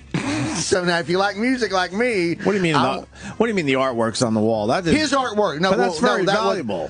So it's the Hiltons. I'm sure they can afford to buy it or whatever. But the pictures. I'm just saying, no one has tried to fucking deface it or steal it. Hell no. No, why would you? It's no more than you would in any. People are assholes. Yeah, but not in any other. It's a goddamn Amsterdam Hilton. It's like the Four Seasons. They're not gonna. They're not gonna let just us in there. Right. Normally, they let you in. Well, I was working. I had tricked them into believing that I had something to offer. He was a better person. Right, exactly. I marketed my handicap. Now, is that room more expensive than other rooms? It's a suite. Yeah, it's a suite. It's a little more. And now, is it more expensive than the other suites? No, same price. And they don't tell anybody. Because nobody really cares except geeky Americans, apparently. That's how even the British don't care. I stayed in the hotel room that Whitney Houston died in. They charged me extra $35. Yeah, extra $35. They don't clean the tub either. The tub's the same as that day. Tub's still full. It's the same. Tub was still full. They made Sherrod drain the tub. That's what the $35 was. It's got a brown ring. Right, exactly. She was the brown ring. It's got a Bobby Brown. Whitney was the brown ring. It's got a Bobby Brown ring. I will acknowledge that line was a bit hacked, but I couldn't help myself. I took it. I went with it. Okay. I went with it. I'm as you have to acknowledge it was hacky. Guilty as you are. Where are we? Yeah, I guess we could talk about the California middle school. Is Adrian going through the Mike Francesa clips too? I actually have it. He just gave it to me right now if you want to do that first. I hear it's amazing. We can't get enough of Mike Francesa. Oh, he's great. Wonderful. Francesa is he's a cut of a different cloth. Can't go wrong. Did you hear any of these? Not yet. I hope they're as good as people are telling me, because I'm listening to this cold. It's audio by Adrian. Adrian never fails. Mike Francesa on the SMU UCLA goaltending call. Okay, nice. The controversial three-pointer at the end of the game. Yes. UCLA, first of all, they got in on controversy because they reckon there's a lot of schools that people thought should have been in their position. Correct, right. So I was like, if they win the first game, then they set. But even in winning, it's more controversy. More controversy. Right. Well, they're not going to win it all anyway, so who cares? Anyone beats Kentucky this year? Nobody. No. I know you know your shit. They're not. They just beat Hampton by 2,000, was it? Yeah, 30-something. Nobody's going to beat Kentucky. And who was it? John Calipari came out and said that they would do well in the playoffs? Yeah. Right. In the Knicks, NBA? he actually said, I disagree with him there. They could not beat the Knicks. They could beat the Knicks. They could not beat the Knicks. They could beat the Knicks. No. They could wear No, they could not. No, they don't. No, they could not. The Knicks are, as sad as they are, they're a professional basketball. Yeah, exactly. They could not beat the Knicks. So when this argument comes up every once in a while, you don't believe that a college team could beat an NBA team? No. Because plus there'll be a grudge match. So the NBA team's coming in like this. No way ever. No way ever. No way ever. If I got to elbow a young kid's teeth out his mouth. Back in the day, remember when the pro football players used to play the college? They used to not have the Pro Bowl, or if they did, they had another thing called the College All-Star Game. And the College All-Stars would play the defending Super Bowl champion. And that ended somewhere about 74, 75. But that was some sort of... That sounds right. It was an exhibition bullshit thing that did exist for just a few years. And they would have a College All-Star team play the defending Super Bowl champ. And nobody got hurt. It was a Nerf ball flag football bullshit PR thing. But no one has creativity anymore. Someone should put up a ridiculous amount of money and get Kentucky to play the fucking Knicks. And it'd be great. It'd be amazing. And or the 76ers. And only they're having the charity would win. Right? Only the Detroit Pistons. Detroit Pistons. Lakers are having a shitty year. Lakers suck. But why not? Just someone out there should be so watched. We would watch the shit out of that. Breast cancer awareness. Lakers versus Kentucky for breast cancer. And you're one of these guys that says they don't have a shot at beating an NBA team. I don't think any college team could beat a pro team. It was Calipari that said this, right?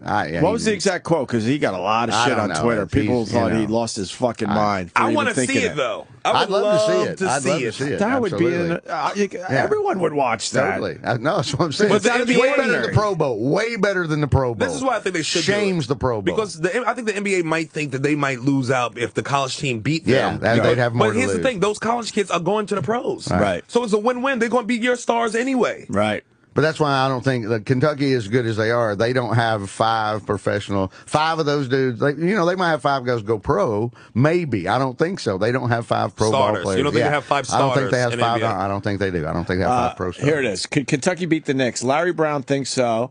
Says Wildcats would make NBA playoffs in the East. Right, that's Larry Brown. In the East? Larry Brown. The East is pretty shitty. Larry Brown doesn't have enough of a resume to really make him resonant. Stop it. I was being sarcastic. Oh, it's Larry Brown. Why am I saying Calipari? What an idiot. Oh, Larry Brown. Larry Brown. Listen, Larry Brown's one of the only coages who won NCAA championship Danny Manning, and NBA championship. Danny Manning, 1988, Detroit Pistons, 2003. Yeah, absolutely. You're weird.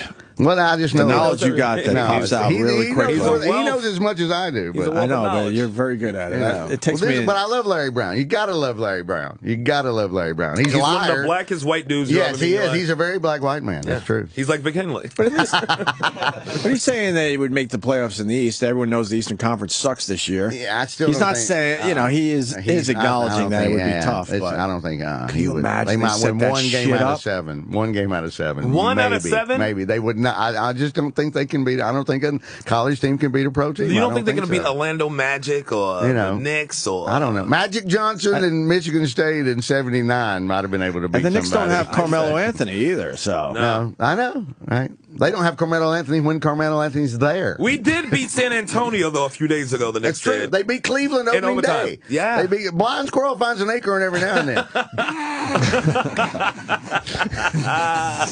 So we got our pal. I went all Andy Griffith on that. We got our buddy, our pal Mike Francesa on the SMU UCLA goaltending call, just losing his mind. I got to see a replay here. I don't know if this was a goaltend. Number one, why would Larry have not fouled there? You knew they were going to try and get this kid a 3. He was 8 for 10. Why even let them attempt a 3 there? And then it looked like the shot was off. I can't tell if it was actually a goaltend or not, or did he catch it underneath the rim? I'm watching the replay now. I got to see a better angle. I don't think this is a goaltend. That was good. Now I'll be able to tell. Oh my God! It isn't even close to being a goaltend. You cost them the game on this. This isn't even it wasn't even near the rim. Oh my God! I knew he was coming back. I knew he was coming back. He had a stroke. How did they not review this?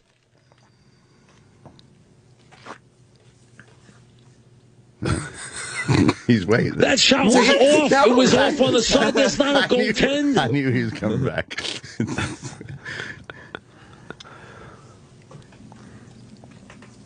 Maybe. Oh my! Oh my God! What's up with the long pause? He's my favorite broadcaster in the world.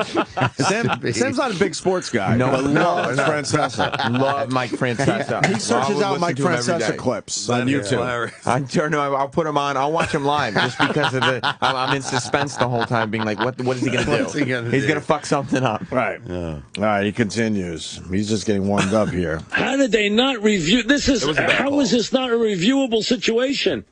Are they doing any interviews about that there? Do they have any officials there? They're going to talk to anybody? If they do, go back.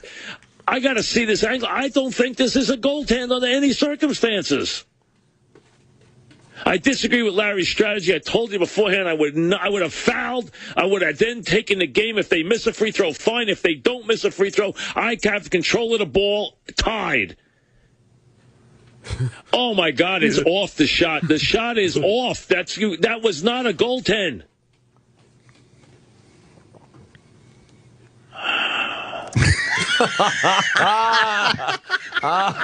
Oh my God. If they have any interviews there from the radio side, we'll take it. This is not a goaltend. Oh, my word. Oh, jeez. Sam, you still in? I'm loving it. We got more. Should we keep going? Yeah. Yes. We cut this down. It was like, I think it was like 20 minutes or 18 minutes or something. Yeah, my push was to play the entire 20, but I think somebody said, you know what, Sam, maybe we'll do clips. So this is just clips. He went on and on and on. It was about 20 minutes. Was it 20? Yeah. We have a huge controversy here. Now, Larry didn't even put up a fuss. There was still 10 seconds left. And I disagree with it. You know, Alford had shot them back into the game. Amazing. The kid's 8 for 10. You knew he was going to try and get him a 3. Now, he didn't make the 3. They gave him a goaltend on. How did they not have a conference and review this play? They never reviewed I don't understand it. They looked at it. It still fit the criteria for goaltending. The criteria. There's two things. There's two things that make it goaltending, and it does fit the criteria for goaltending. So that's why they called it. Well, that's what stupid. are you talking about? How can you say that? What is the criteria? It's got to be on a downward arc, and it's got to be. I know that part. It's got to be downward arc. It's got to be in the cylinder. Yes, exactly. And if you touch it, whether it was going to go, it has to be. Was it going to go in? And if it's like on the downward arc and the cylinder was going to go in, but it doesn't meet the second criteria. Was it going to hit the rim? You know, that's what they said. So. You don't know. The guy touched it before, so you can't decide. That's why they call it goaltending. It's not even reviewable. This is not a goaltend. I just like Sam doing his acting. He's been working on his acting. I like it. Meisner's thing. I like it. No, it is. It was very Meisner. I want the definitive replay, but it looks to me like the ball has passed the front of the rim when he touches it. It's off to the side. I do not think he goaltended with this play. Eli Wallach would be very. Why did he not go and raise heck up there? I have no idea. Now they still had a chance to win the game. I understand that, but boy, it was a horrific call. This is not a goaltend. How you like that, Vic? Yeah, right. It's not really. Uda Hagen didn't do as good. You know, I'm glad Larry Brown's still coaching. That's the best part. There's more. This guy's been doing sports radio for like 30 years. Right. And he still has this much passion over one goaltending call. That's because he hates his wife. He's still mystery. He needs to get out of the house. He hates his wife. That's how it works, Sam. Let's get Mrs. Princess on the line. That's who we need to talk to. We're not talking to that bitch. Let's get Mrs. Princess on the line. They didn't even take a look at this. Were they not sure, these officials, that they had a goaltend there? I don't see a goaltend. You guys see a goaltend anywhere? I mean, I'm still looking for the right angle, but I think the ball is past the rim before he touches it. I thought so, too. I thought it was under the rim when he grabbed it. My other favorite thing that Francesa always does is he asks his producers questions, but he won't turn on anyone's mic. You guys see that? Nod or shake your heads. Don't say For a those of word. you listening at home, the hands are up. The hands are up. I'm asking a question. The hands are up. They listen for Mike. We're not going to turn your mics on, but take my word for it. They agree. We're mic'd up, but they're not. And we're just talking as he pauses, by the way, so he'll pipe in. He'll get back to it. He's the best. Man, oh man, how is that a goaltend? I just don't see it.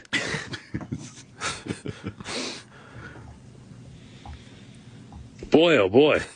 You can put commercials in between those posts. What an unbelievable finish. Hair clip A for me. devastating loss. Absolutely devastating loss for SMU. Wow. I can't believe that call. The co-host. There's a 15-second pause coming up. I just want to warn everybody. Is it really? Yes, it's not us fucking around. And this is like it's coming soon. A 15-second pause. This is on ratings-based terrestrial radio where it's supposed to be like, you know, every second counts. Let's keep the attention. You don't want him changing the dial for any reason. He's like, nope, I'm Mike Francesa. I can handle it. I think. Thinking. Here's the pause. This is the 15-second This pause. is it? I think so. Thinking. Oh, thinking. What? The clip is playing? Yes. No, it's coming. It's playing. See? It seemed to me that the shot was errant. I don't think it was on. Can you have a clear indication that it was not a goaltend now? I've been thinking about it for the last 15 seconds. The longest pauses I've ever heard. He's got his face up to the side of the screen. He's trying to get the angle. He's literally got his face up. He's got one of those dudes. He's got one eye open. He's got his face on the flat screen. He's going, maybe I got the angle. I got the angle. Maybe I should have watched the game before the show. Didn't get a chance to. That would have helped. But now, that would have definitely helped. I'll watch it now. Folks, bear with me. But it's going to make it entertaining, right? It's going to make it entertaining. Exactly. Right. We got one more. Mike rambles, takes more uncomfortable long pauses. Good. This will be the last one. We should be talking about this controversy, guys. Come on now. I mean, there's a huge story here.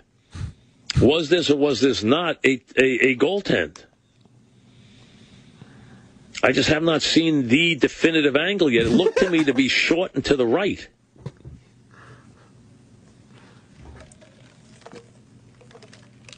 Imagine on an errant 3, somebody goaltending a... What does that say? So somebody goaltend a 3.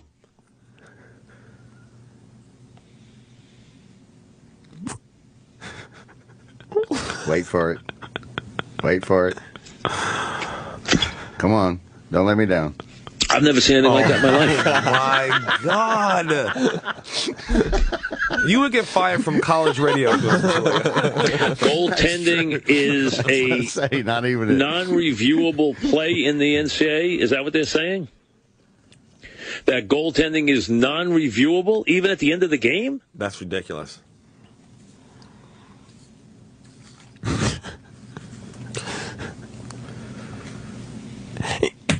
The NCAA has very limited. That is unbelievable to me. He stopped breathing. It's good. When he pauses. So And he's the only person who would rather have dead air than let his producers touch a microphone. Right. Yes. He doesn't want anybody on that microphone. The equivalent to that in television is like stepping out of the camera shot and nobody's in the shot.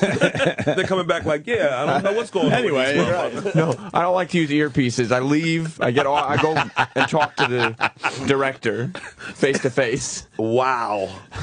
Review. What? I understand that, but I don't know. I did not know it did not cover. It does not cover goaltending. That is unbelievable.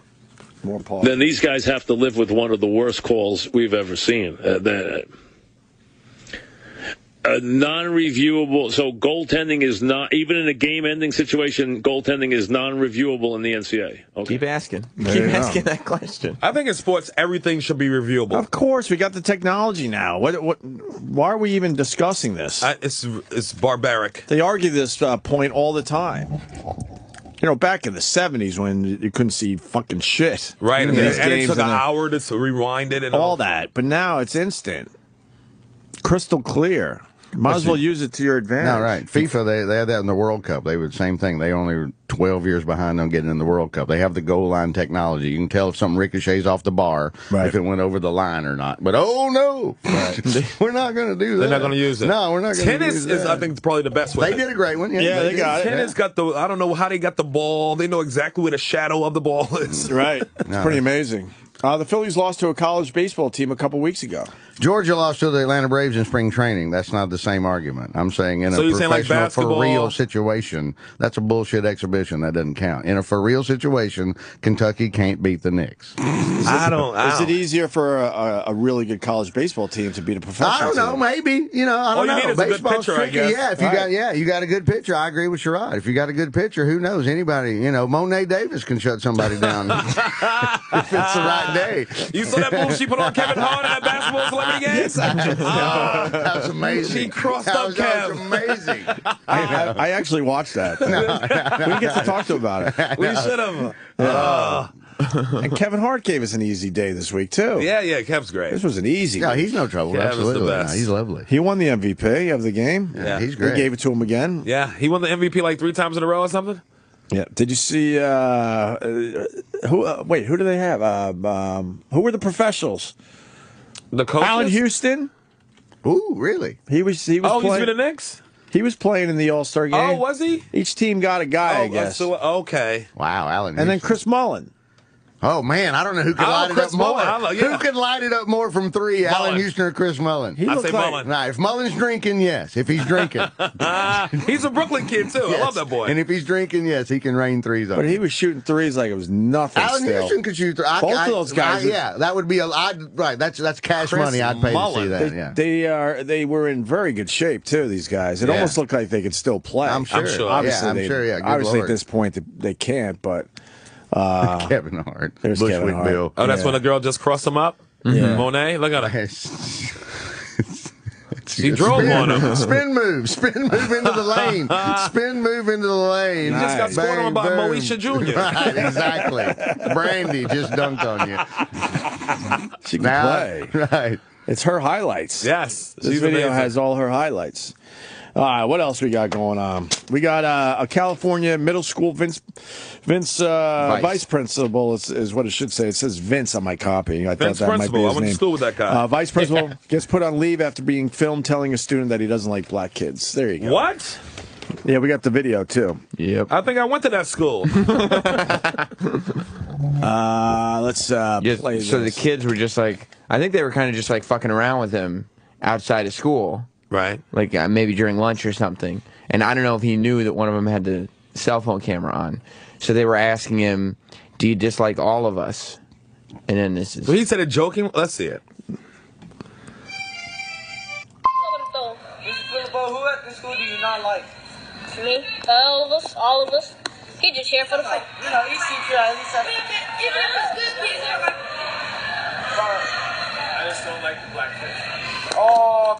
Oh, Jesus. He's being now, was he smart-ass. joking? It sounds like he's being it sounds like it's a joking situation. I think he was being a smart ass, but they got rid of his ass. Now, a few years back, some guy went. Well, he's on leave. So in the same situation, a few years back, some other dude went, "Nigga, get in the room," and he got in a lot of trouble. That's same thing, but he did. He went, "Nigga, get in the room," and they're like, "Oh, goddamn, oh." That's cell phones ending racism, though. Cell phone is? That's right. It's making everyone behave. That's all it's doing. No one's learning a lesson. Everyone's just behaving. That's right. That seemed There's more no like lessons being like a fucking cool taught. teacher moment. This teacher kicking it with students like they was just bugging. No, we all exactly. know that. We all had the cool teacher. That looks like, he's just fucking around. Same thing with the other guy. The other guy, if you saw the thing I'm talking about, the guy, he wasn't being a racist idiot. Is there a video of that, you think? It's probably from like 5 or 6 years ago. It's a similar thing. It's got to be, probably, I'm sure, but it's the so same. that guy's on leave. It's all over the place. I think he's just screwing around with his No, students. totally, absolutely. Yeah, you can't take see when you take everything like this, you take it all seriously, then you give the serious shit less credibility. Right. And it's not a hidden camera. It's like he sees somebody taping him. It looks like he could see that the kid's taping him too. Unless he had it like low or something. I don't know. It kind of looks like. I don't know. It doesn't look like it was. No, it's covert. the same. No, right, exactly. It looks like him being a smartass, and then now, like everybody else, you're in trouble for saying for trying to be funny. And saying something well, trying is smart-assy. only for retards and babies. adults don't like to see other adults try. Right. It's embarrassing to us. I like that. Don't put me through that. Either do it or don't do it, motherfucker. Trying is for retards and babies. Trying for retards I and like babies. that. You don't appreciate a good That's a adult bumper trying. sticker. No, That's a just bumper. try in your own, like privately. Try shit. That's a bumper sticker. I like that. When you're an adult, either do it, motherfucker, or don't do it. Right. We got the other video. Which no, the one Vic was just bringing up, I didn't find it. I saw that you found something though. It wasn't. Oh, wasn't what we were talking about. Okay. Let me go to Eric in Wyoming. Eric, what's up? Hey, Ope. Hey. I haven't heard you guys comment on this week. You know, we've always talked about the double standard where when a hot female teacher has sex, she gets probation. Right. Did you see the story the other day? The hot female teacher that is getting 15 years in prison. The judge said he would not abide by the double standard. Wow, yeah, we've talked about this for many years on this show. If you're a hot teacher, and we went through the list, by the way. Right. They just they give them probation or not much time in jail, and then the ugly ones always got way more fucking time. What? But in this case, she was hot. Yeah, she's all right. Yeah. They gave her 15 years. This is a rarity. What? Yeah. What did she do? She was awesome. That's what it seems like. She's a 30-year-old female teacher. 6 to 15 years in prison for having a sexual relationship with a student. Yeah. High school student. 15-year-old boy. Oh, come on, Oh, man. my God. That's our fucking dream. No, it's everybody. Right. You can't penalize a teacher for giving us our dream? Are you kidding me? It's like, was this judge ever a boy? Ever a 15-year-old boy? He probably didn't get laid a lot. He's very upset about it. He's angry about it. Yeah. He's very mad, Yeah, he doesn't right. like that this is happening to other kids because it didn't happen to him. We understand you got to do something, but you can't give her 6 years. I mean, This is a slap on the wrist type of situation. Well, this is a high five situation. Yeah. Is there details on what went down that might have made it a little uglier than usual? Yeah. No lube. She was extra severe because she made him go anal dry. That's what the severity of the sentence is. After sex, he still had to do his homework. Right, He's like, nah, bitch. He had to write, I will promise to fuck the teacher correctly. Right. 1,000 times, like Bart Simpson. The teacher was asking for leniency, and the judge said, you are dealing with children that are still developing emotionally. 15 years old? No. To have this continuing double standard is unacceptable. The law does not recognize a double standard. The law is clearly on point in terms that these children are developing human beings. This was a person in position with power and influence over him. Look, man, obviously teachers shouldn't be having sex with the students, but I can't think of one 15-year-old I was growing up with that would be emotionally scarred by having sex, normal sex with their teacher. We got a new librarian my senior year, and I always thought she was flirting with me, and I was too chicken to do anything about it. And then I went away to college and came home a year later, and a dude that was a year younger than me went, I'm fucking a librarian. I went, oh, I knew it! I was like, I knew it! That's more scarring. That's more scarring than if you fucked her. I agree. And you hear the reaction in this room, we're all like, we feel bad for Vic. No, but I really. But it was like, when you're 17, you don't know. I didn't know. And we never even saw a picture of the teacher. But we still know he lost out on that.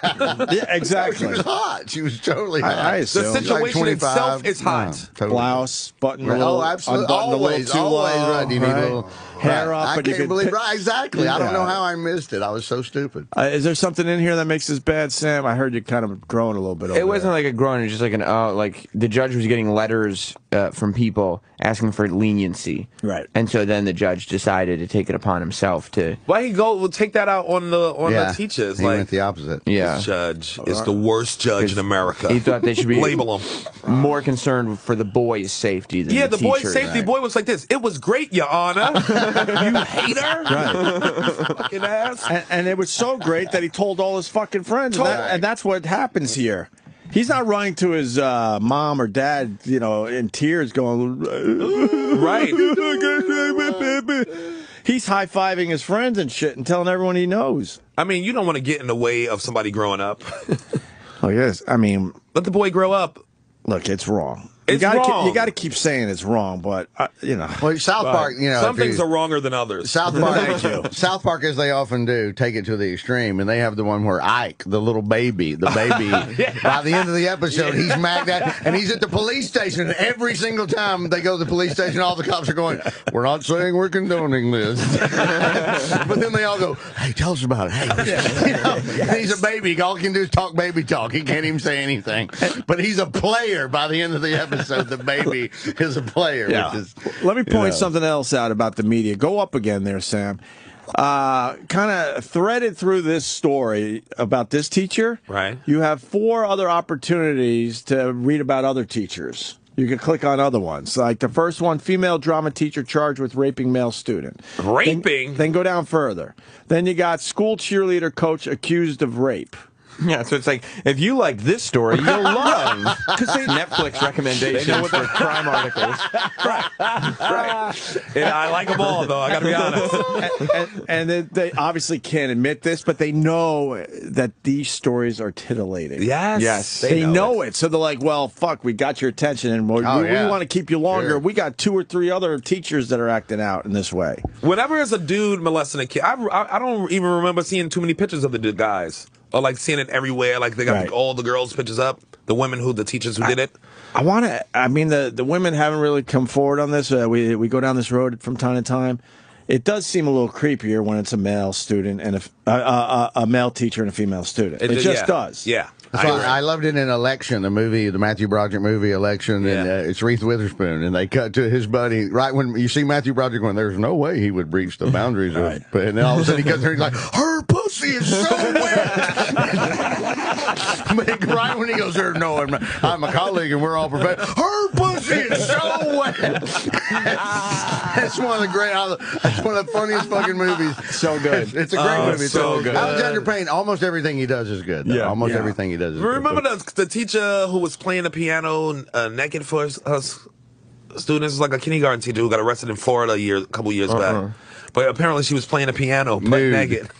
I'm like, God damn, that's a great teacher. Wow. And she was a cutie. She's crazy. She's nuts. That's certifiable. Now we're talking crazy. To fully understand music, you have to be clothed. I see optional. Naughty piano teacher. They're getting a bunch of porno links. Yeah, right. Tanya Tate seduces sexy teen. This must be the story. Oh, is this it? Sexy teen saying, This has to be it. Not it. This has to be it. What? This isn't it? That's not it. You sure? I think this is. Let's see a little bit Let's of it. make sure this isn't the actual news story, Let's okay? investigate report. This porno company didn't even get a piano for this. Right. It's called Naughty I Piano. know what you want, Stacey. Yeah. I've seen you looking at me in them piano lessons. Yeah. This is what you're talking about. Yes, I am. Have you ever been with an older woman? I was going to say You'd like to, wouldn't you, Stacey? I would. I see it in your The ad on the eyes, video, by the Stacey. way, is ohyesmommy.com if you want to go there. Want me. Oh, yes, Mommy. This is pretty awesome, by the way. Why don't we fast forward just a Tell little? me. All right, just to get to the piano or whatever. There's no piano. Huh? No piano. No piano. They're just in a hallway. Your pussy through these Costs a lot of money to rent a piano. Right. There's not even a metronome. Touch you, Stacey. Have you ever been with a woman before, Stacey? You want to, don't you? Why don't we go forward another 30 seconds? Whoa. Hey, what do we got? Hello. Hello. Is this courtroom footage? It's from the actual trial. That's a fine how do you do. Wow. She's got a tight little area. Not alive in the butthole? A little bit. Teacher's dripping sweat, spit into the butthole. Still no piano. Yeah, we better go forward. I want to see the piano. No piano. No piano. Oh, well. No piano. We got to go forward. No piano. Yeah. Let's look for the piano. All right, let's see. Oh, Okay. that's a C note. Chopsticks. Good God Almighty. Practicing that C Super note. hot right now. What happened to the piano? It's like that scene in Big.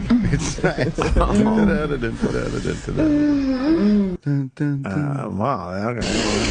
It's the first time you've ever had a woman like you. Is it the first time? Screw in her butt. There she is. Sexy older woman. My favorite. Oh, yeah. I think she's going to go to jail. I don't know what's going to I happen. love it.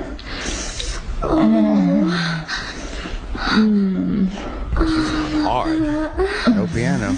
Yeah. Oi, oi, oi. There you go. Oh, yes. There it is. Yeah. I think that might have been the footage, but that was that. I believe I would that's have on to the see it story. again to really. Have to see it again. Your Honor, can we, the jury, see the tape once more? Man, I love porn so much. It's great. What's not the love? I know. It's so good. It's so good. It just gives. It gives you everything you need. Nobody loses. Nobody loses. Nobody loses. No, everyone wins. Way better than everybody getting a trophy in Little League. I don't know. I mean, the kids having sex with their female teachers. I mean, it's just, I say it's no harm, no foul if the teacher's hot. And the kid's like in high school. If it's like a elementary school's kid, okay. What's the youngest?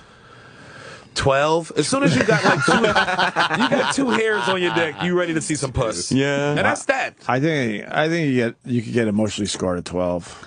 I think when you get up to that 15 or 16, you're more than ready. You can also get emotionally awesome at 12. You think? Hot teacher? The one dude, the Mary Kay Letourneau lady, is the original lady that all this came to. She was the first, let's make a TV movie about this. And I think she's still with him. Yes, they got 2 kids and they've broken laws and gotten together, and despite everything said. True love. Yes, love true conquers all. True love, that's what they've said, yes. Their relationship is longer than any of my relationships. Any of them. Right. In the end, they had true love. Who's to say? Who am I to judge this fucking love? Look, kids shouldn't be having sex with fucking teachers. I girls, get that. Little girls should not be having sex with teachers. Young boys, it should be mandatory in high school that a teacher gotta fuck you. You get in the advanced placement program. Well, the technicality is that it's a teacher. You know what I mean? But they're teaching. They are actually teaching. So you mean to tell me if she quit her job and then picked up the kid and had sex, she still would have got statutory charges? I know, but that was our dream growing up. If you're out there and you're a guy and you say it wasn't, you're lying. You're lying. When you started getting all those fucking boners and you saw the older women walking around, it was your dream. Van Halen, I'm hot for teacher. Right. I'm hot for teacher. Because the girls your age weren't developed yet. Right. Yeah. That's why that was the dream. They were, full women. You're like, that's not boobs, that's boobs. Right. Yeah, exactly. Right? And you're going through changes in your head. All this shit's racing through your mind. She's all on the chalkboard with her ass in your face. Right. It's like, I got a boner, bitch. What do you want me to do? You can take care of it. Help me, right. Tell me how this works. Help me. Help me. Get rid of it for me. If sex ed was a hand job, yeah, you'd learn everything. I think you would help a lot of kids. No shit. Yeah.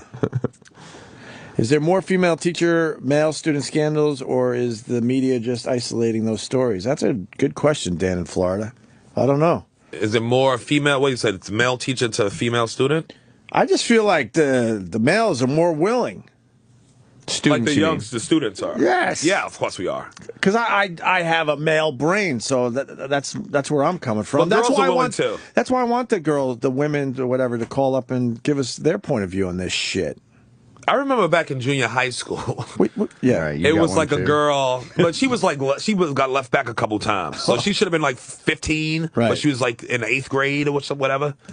But I would have swore that she was banging a gym teacher. Like, there was no question in my mind. My friends and I She'd know be a in his couple of office. these. Yeah. Like after school or like at lunchtime when everybody's in the lunchroom, she's in his office. Like, for sure. The door's open, but I'm like, this is shady shit. And I was 12, and I was like, ugh. No, my friends and I were talking about this 2 months ago. There were a couple of girls. The same thing came up a couple months ago when I was home visiting. They're like, Mr. So-and-so and so-and-so are doing that. Exactly the same thing. There's always some of that You always shit had going the on. female students that went after that one teacher. Yep. Yeah. Right. Exactly. Right.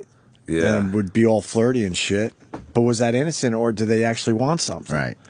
Because in our case, we would have wanted something if we were in a situation with a female teacher. They ran a Jesus guy off. We had a young teacher, and he was like 24, 25, and he was claiming he was having like after-school Bible study thing. Right. And then and too many parents started catching wind of like, we really love going to Mr. Charles's Bible. And they're like, Mr. Charles's Bible study may not be Bible study. And do you think it happened more like back in the day or now? I don't know. Like anything else now, we are so instamatic with our knowing it, so you might find out about it. Probably the same. About the same. Maybe I would say maybe a little less. Maybe a little less. I believe that. Yeah, maybe a little less, believe it or not. So, we might take a break here, even though now the phones are lit on this topic, waiting to see if anything comes through worth taking. Everybody that went to Catholic schools calling in right now. We got Brian Johnson joining the show next. AC/DC Brian Johnson? No. The other Brian Johnson. We've had Brian Johnson. I was going to say, it's one of Ron's best buddies. Oh, really? Yeah, totally. From Comic Book Men. Okay. Oh, okay. 2-episode season finale airs on Sunday at midnight on AMC. Right. I don't know this world in the least. Comic books? Yeah, we'll still have a good time with Brian Johnson. Eric, you might have to help out a little bit on this. That's fine. This is your world. He rocks. He said that's fine before you finish your fucking sentence. He's sitting there with a boner banging the glass. He's one of Kevin Smith's guys, you know. Yeah. You know Brian I know Johnson. that show. It's a good show. Yeah. So, what can you tell me about Brian Johnson there, Eric? He's sarcastic. He doesn't like selling comics, even though he draws comics, and he's pretty much the main source of comedy on Comic Book Men. Okay, yeah. All right. That's putting him on a pedestal. You like that show, don't you? Yeah, I do. It is a funny show. I saw a couple episodes. He was like talking with girls or something. Some girls came into the store or something. Yeah. Yeah. And he's sitting right here, so. Excellent.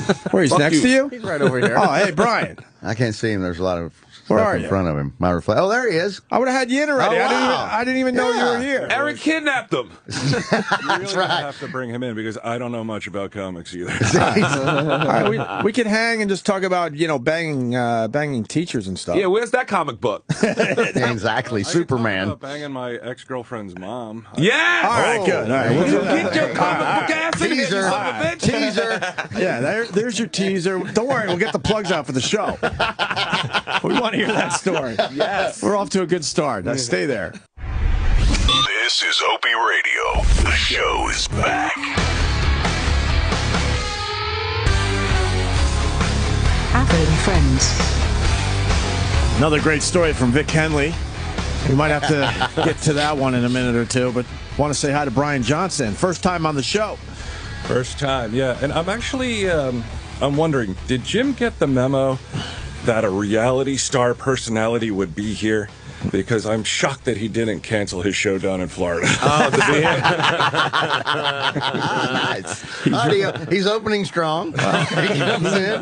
Boom! I got your boyfriend. Jim definitely gets bummed out when he has to go on the road and there's a big guest that's coming in. That's true. Yes. He would be very upset. The only reason we're doing a show today is because of you. Usually you take Fridays off and you're like, wait, true. Well, Brian Johnson, a comic book man? Well, Kevin Smith said, hey, man, could you take Brian? I'd really appreciate it. I'm like, right. I would do anything for Kevin Smith. Yeah, I was speaking to people who were not Kevin, and I could just tell that they never would have gotten through to you. So I just texted Kevin, and I was like, I would love to do Opie and Jim. I'm trying to get on. And literally within 10 minutes, he's like, this is Roland, and blah, blah, blah. And oh, yeah, it opened the door. It was great, yeah. Because like I admitted, I don't know this world. So I'm sure we'll have fun, and it'll be great. But Kevin's like, hey, man, can you take my pal Brian Johnson? I'm like, whatever you want, Kev. Yeah, it's nice to have a friend like Kev who can put in a word for you, vouch for you. It opens a couple doors. A few. What's the story you teased before the break? Is that a real story? Yeah, it's a real story. It was actually one of the first. Kevin and I do a show very sporadically because he's so busy. Well, he has 15 podcasts. So exactly. It's one of those podcasts. and he's I'm not lying. No, I knew that. How many is he up to for real? I six think six at least. At least five. 4 a week. Okay. Wow. Yeah, he spends a lot of time on the mic. Right. This is exclusively though live shows. We only do Why Bry live, and it stemmed from different things that I do that basically just beg the question, like, why Bry? Like, why would you do that? Right. You know? Why Bry? Why Bry? Why Yes. Bry? And perfect name for I love the it. show. I love it. And it's actually good that Jimmy isn't here because my my raunchiest story is probably not as raunchy as something Jimmy does on, like, say, a bathroom break. Like during the show.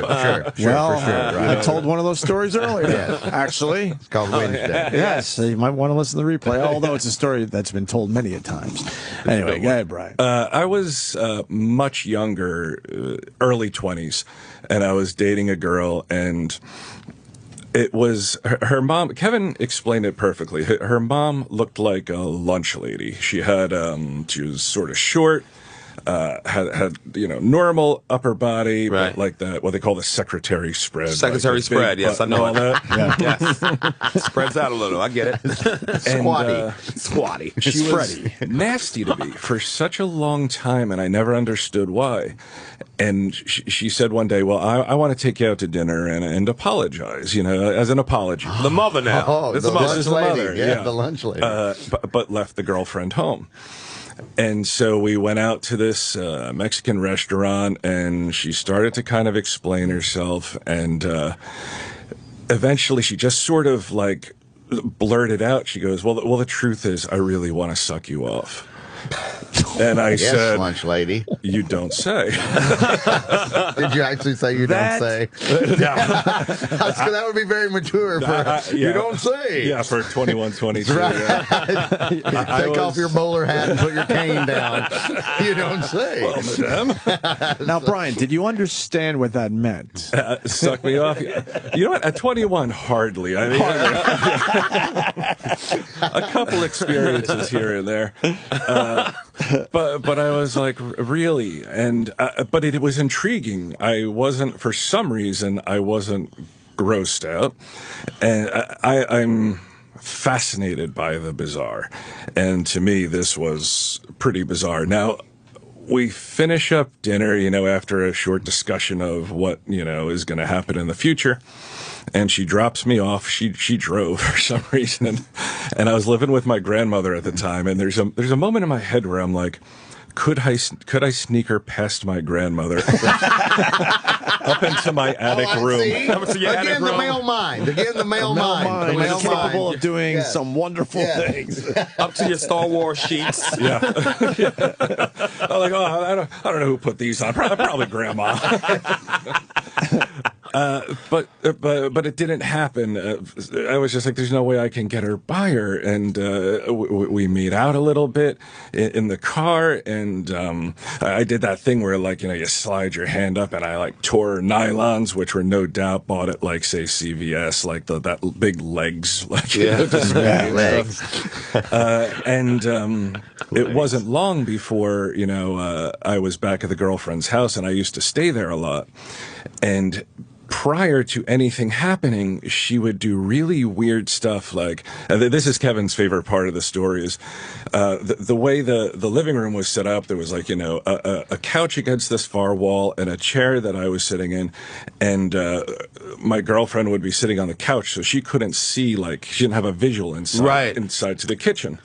So her mom would come to the very edge of the kitchen where I could see her, the girlfriend can't, and would be in, like, a house coat. And open it up. Nice. Not even open it up. Okay. Just a little. Just peel back and let one boob pop out. Wow. Like maybe it's an accident. Could be an accident if only one pops out. So maybe it's an accident. What the fuck?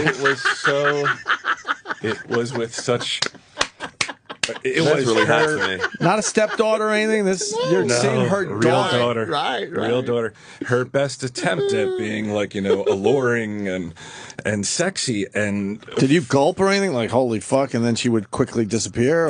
No, I think she read my fascination with it. I think she was like, I've got him hooked. She knew. Just slowly reeling me in. Until one day, I mean, this doesn't make me look that great. This story is awesome. This makes you like you're my new hero. Right, exactly. But one day, we were going to get lunch, and I told my girlfriend, I said, here's some money. Can you run down to the deli and get us some sandwiches? Yes, to clear out the house. And we quickly hustle into, I don't even know why we didn't do it in the mom's bed, but I do know why. Because we went into her bed, which overlooked the parking lot. It was an apartment complex. Oh, you can see when the daughter came back. So I could see when she came back. Right. And we could, get quickly dressed and not be discovered. And so we start to go at it, and she's on all fours, and I'm from behind, and I don't know what it was, because it wasn't like, oh my God, she's so hot, I can't even contain myself. No, but I get it, yeah. But I came in like 30 seconds, to which she expressed disappointment, and all I could think of to say was, I go, well, if your daughter would fuck me more, I could hold out longer. I could fuck you better. Right. I could hold out longer. Right. If you teach your daughter how to suck a dick, I'd be able to fuck you a little better. Oh, my God. And, yeah, and there were a couple... I blame you! Yeah. I learned it from watching you! I know, it should be a PSA, right? The more you know. Wow. The more you know. And there were a couple times after that where, like, I would play video, like, my girlfriend would go to bed, and I would be playing video games, and she would just come out and be like, I want to give you a blowjob. So, all right. Well, I mean, what 20-year-old guy's going to turn down a blowjob? And then what killed it for me was, we lived next to Sandy Hook. It's like kind of the beginning of the Jersey Shore. It's this big beach right on the ocean. And she was like, I want to go out there and have a bottle of wine and make love on the beach. All right, now it's romance. The second she said that, I was like, I'm out. The minute it got real. Fantasy over. Yeah. The minute it got romantic, we're going to share thoughts and dreams. Yeah. It just wasn't happening. What kind of freak was she? Did her daughter ever find out? There was one time where her daughter was taking a shower and I was laying on the couch and the mom was, she came up on her knees right next to the couch and she was like opening her shirt and trying to like, tempt me. Right. And I just was like, by that point I was disgusted with myself and wasn't super into it anymore. And I can't wait to get to that point in my life. Exactly. I'm with you. I'm like, what? I can't wait to get there. It hasn't happened. And we didn't hear the shower stop or the door open, the bathroom door open. So she comes around the corner and I go, and she goes, what's going on? And I couldn't think of anything fast enough. I go, she won't leave me alone. She keeps asking why I don't like her. And I just like put it on the mom. So a little look of the down. truth. There's no doubt in my mind that she knew. She knew what I mean, does. she had knows. to Yeah, know. Of course. Well, especially if he says that, you know, that's Yeah. a little bit of the. That's a little bit Her of the. mother's shirt was unbuttoned down to her Right. belly button. No, you know, wow. You We've know all our been mother's there. a freak. We've been. Yeah. Was the mom all right? Oh, well, you did describe her. Never mind. She was. Yeah, she was a lunch star. lady. Yeah, you would look at But her. the contents of the story is just, it's hot. At the time, I was because a lot of times I'll do stuff because, and I blame Kevin a little bit because You should. I want to run back and tell Kevin, you'll never guess what I did. And this is long before like we decided to do, Kevin was doing podcasts or Y-Bri shows or any of that type of thing. So it was more about like, I just want a cool story to tell my friend. Right. And what did you say earlier? You really liked the bizarre or the? Yeah, it was the bizarre, not even forbidden fruit because it's like No, but I mean in general. In general, you really. Oh, absolutely. Yeah, I gravitate towards just strange And stuff. oddities. Like what? What? Yeah. What Yeah. type of stuff? Like recently, within the past year, a little bit, maybe a little bit longer. My girlfriend and I were going through a rough patch, and I moved out. And I was staying in a hotel, and there was a strip club, kind of like maybe a mile away. So I was like, and I've never been to a strip club by myself because I always look at those guys and I'm like, oh, you sad, sad bastard. You poor bastard. I've been many times by myself. Creepy, too. I saw a guy in a strip club once. He was everything short of pounding his fist while watching the strippers. He was so angry. He's going, they're all whores. They'll all cheat on you. This is everything wrong with women. I knew it. I was looking for a palace of validation. So I go to the strip club, and it's a very average experience until I go outside, and there's a girl who's just standing out there smoking a cigarette, and a car pulls up, and they hand her something, and they drive off. And I asked her, I said, what did that person just hand you? I said, I'm not an undercover cop. I said, I'm not going to bust you or anything, but what is that? And she said, it's heroin. I said, really? I said, when you do heroin or is it for somebody else? And she said, no, it's for me. I said, when are you going to do it? And she said, as soon as I get home. I said, I'll give you $200 if you come back to my hotel room with me and let me watch you spike up. Because I had like a bad knee for a while. You don't gotta explain that, brother. I'm in. Wow. Damn your knee. I'm in. Now what happened? Wow. I had a bad knee for years. I had no health insurance, so I just kind of gimped around until my doctor started giving me Percocet, which escalated into Roxycodone, which almost escalated into heroin before I was like, wait a second, I'm in my mid-40s. I shouldn't be starting a heroin addiction. That's something you wait for your 80s. Right. Yeah. Alan Arkin, Little Miss Sunshine. Alan Arkin, Little Miss Sunshine. Yes. But it was so much cheaper compared to buying these pills. And anybody who's been on that kind of stuff, like being dope sick is it's hell on earth, and you just don't want to deal with it. But I couldn't bring myself, and I also hate my skin being pierced, even though I have tattoos and stuff. There's something different about getting your blood drawn.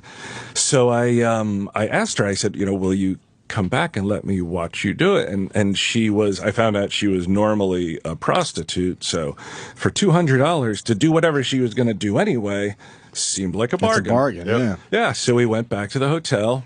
And she wasn't even that good at it, which was sort of disappointing. She was putting it in her hand, and she kept missing and cursing herself out. And then she started criticizing the TV show I had on. She was annoyed. Let's turn something else on. Was it What's Happening Now? If it was, I would have thrown her right the fuck out of the room. I would have been, how dare you? I love that you were annoyed how she was doing it. Right, exactly. That's a little strange. It was not you're supposed to be a professional. It's not the drug experience he paid for. Right? He paid for a drug experience. He was not getting it. And she finally got it. And because I'd never seen, I've known people who have done it, but I've never actually seen it in real life. And I was sitting behind her, and there's like a big mirror in front of us, and I just watched it come over her, just watched that stuff wash over her, and she just that nod, yeah. And in retrospect, I think I said on our podcast one time, I was like, I think I was subconsciously looking for someone who was in a worse place than I was at the time, just to be like, well, at least I don't have it this bad. Right. But she then became very attached and was like, well, we should hang out tomorrow. She's like, I love to swim. And there was a swimming pool in the hotel. Maybe I could come back tomorrow and swim. And at the time, I'm like, yeah, sure. And I'm like, this is the last time we're going to see each other. You need to understand that. And yeah, I felt a little bad, but I was like, she's going to do all this anyway. And I was, she was part of an escort service. So she was supposed to get 100 and hand over some of that to her. I guess madam is an awfully classy word for what, right? Female pimp. So I gave her the 200. I was like, oh, I won't tell whoever because I didn't know who she was, so don't worry about it. But I had to draw the line at swimming together and hanging out socially. When it got creepy. That's when it got creepy. Yeah. Wow. When you said you were going to be on the show today, Twitter exploded, man. You got a lot of fucking people that love you. We have... they are hardcore fans of yours, Brian Johnson. Yeah. We got one of them on the line right now. Oh, do you? Yeah, that's where I'm leading to. Macon, it looks like, in North Carolina. Yeah. Brian, it's awesome you're on the air, man. Tell him Steve Day, baby. Thank you, sir. I just wanted to say, I wanted to know if Ming was going to commit harikari on himself because he's not fucking doing the national radio show. I doubt Ming will commit harikari because we got a 5th season. I don't know if it's been officially announced, but we got a 5th season for the show. Congratulations. Thank you. And he loves nothing more than the spotlight. The dude loves it. So if we don't get a 6th season, you can hope for some harikari at that point. Ming is another guy on the show. He's Ming, the Asian dude. Like Ming the Merciless. Now, did he name himself, or did you guys name him, which makes it racist? Not if they're friends, but not if they're lifelong friends. Let Ming tell me if he's his actual name, and I only found this out after knowing him for years, is his real name is Cliff. And if ever there was a name that did not fit a guy, Cliff. It should have been like Rocco if it was going to be Cliff. But yeah, it's Cliff Ming Si Chen, so everybody calls him Ming. And that's one thing AMC will never allow is, like on Tell 'em Steve Dave, the podcast that we do, it's pretty much anything goes. And so I do, an Asian voice when I do over the top, oh, hey, hello, Ming Chen, like that kind of thing. Irene! Yeah. And that's what I love about our podcast is it's popular, but not popular enough that we catch any shit. We might get in trouble. Yeah, right? flies under the radar. Podcasts aren't really getting in trouble in general, though. You guys are lucky. Yeah. It's creeping into satellite, obviously. Regular radio, you couldn't do what you just did. Guys got fired for that very thing. Oh, yeah, the Asian voice? Oh, yeah, absolutely. Who are the guys that got fired again? Ming Chen. K-Rock guys. JV and Elvis. Yeah, JV and Elvis. And one of them was married to an Asian woman. And that didn't save his ass. Yeah. And they were going for the laugh in a bit. They weren't even like trying to be hateful. It's I heard you guys talking about it earlier. The PC bullshit that goes on in this country is I really would have thought that generations would get more and more liberal as time went on. But it is beyond crazy. You think it's happened with comics? Has it worked its way into the same thing? Do you think the modern day comic book artist has to pull back a little bit because he might get his ass chewed out? It's something? Interesting you should say that because something just happened with a Batgirl cover. What? Batgirl? Yeah. The artist, I can't remember his name, but he did it was sort of an homage to an Alan Moore Killing Joke, where there it is, where you see the Joker is holding a gun to Batgirl. Well, it's really like his finger, right? That's a finger. That's a finger. He's got the gun in the other hand. He has a gun in his other hand. Okay. And we were trying to figure out exactly why this would be pulled. DC decided to pull this was a variant cover. And it wasn't even DC, it was the artist who got a few dozen complaints. And we tried to figure out, like, is it the look in Batgirl's eyes where she looks traumatized? Is it like, oh, well, she's a superhero and now she's a victim? But historically,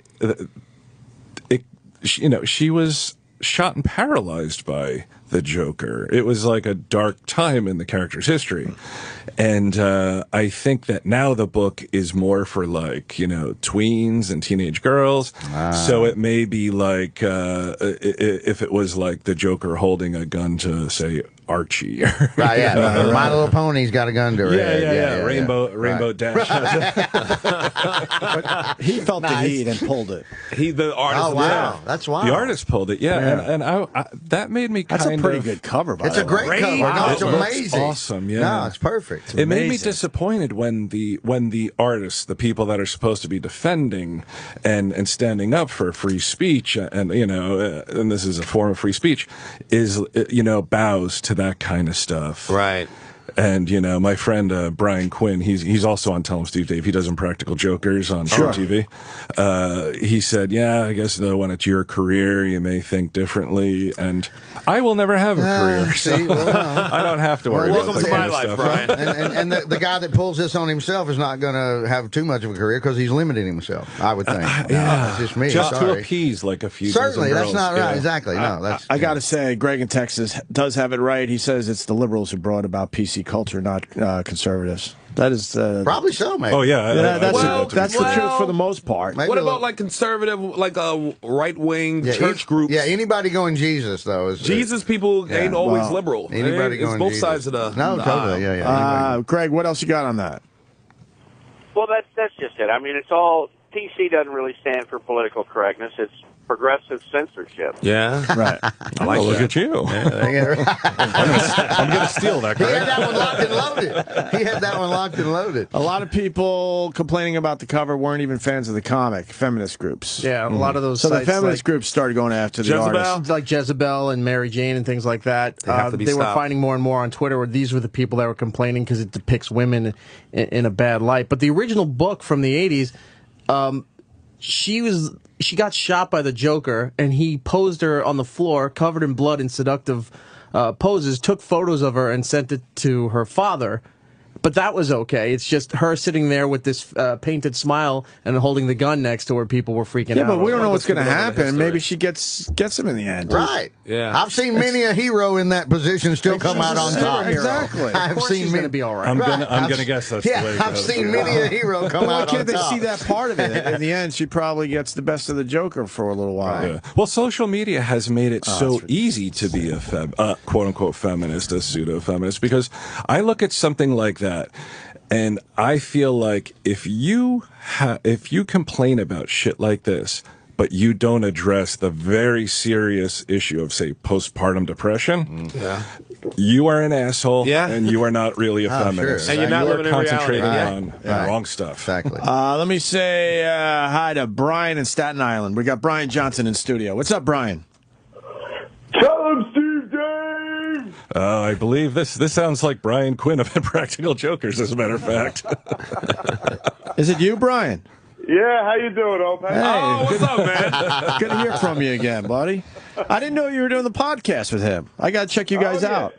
For over 5 years now, we've been together a long time, me and this guy, and I always have to correct him when he tells that story about the prostitute in the hotel. He always forgets this important detail. I was that prostitute. He never said male or female. Right? He never said male or female. That is true. Thank you, Brian. He was hanging outside the strip club. I'm like, ooh, well, hello. Right. Hello, Mr. Muscular Cat. Like, do you want to do a podcast after you spike up? What's the podcast about? You guys sit around, shoot the shit, or you got some... It's called some direction with it, or it's so directionless, just like my entire life. that's the best way to do it. Though. That's the way to do it. It really is. Yeah, it's called Tell 'em Steve Dave. We're up to episode 239, and it's kind of stemmed from. I was even more directionless now. Like I was ready to step off a stool, with the rope around my neck, and Kevin was like, "Why don't you?" Because I had been seeing a therapist, and I dropped the therapist, and Kevin goes, you know what'll make you feel better?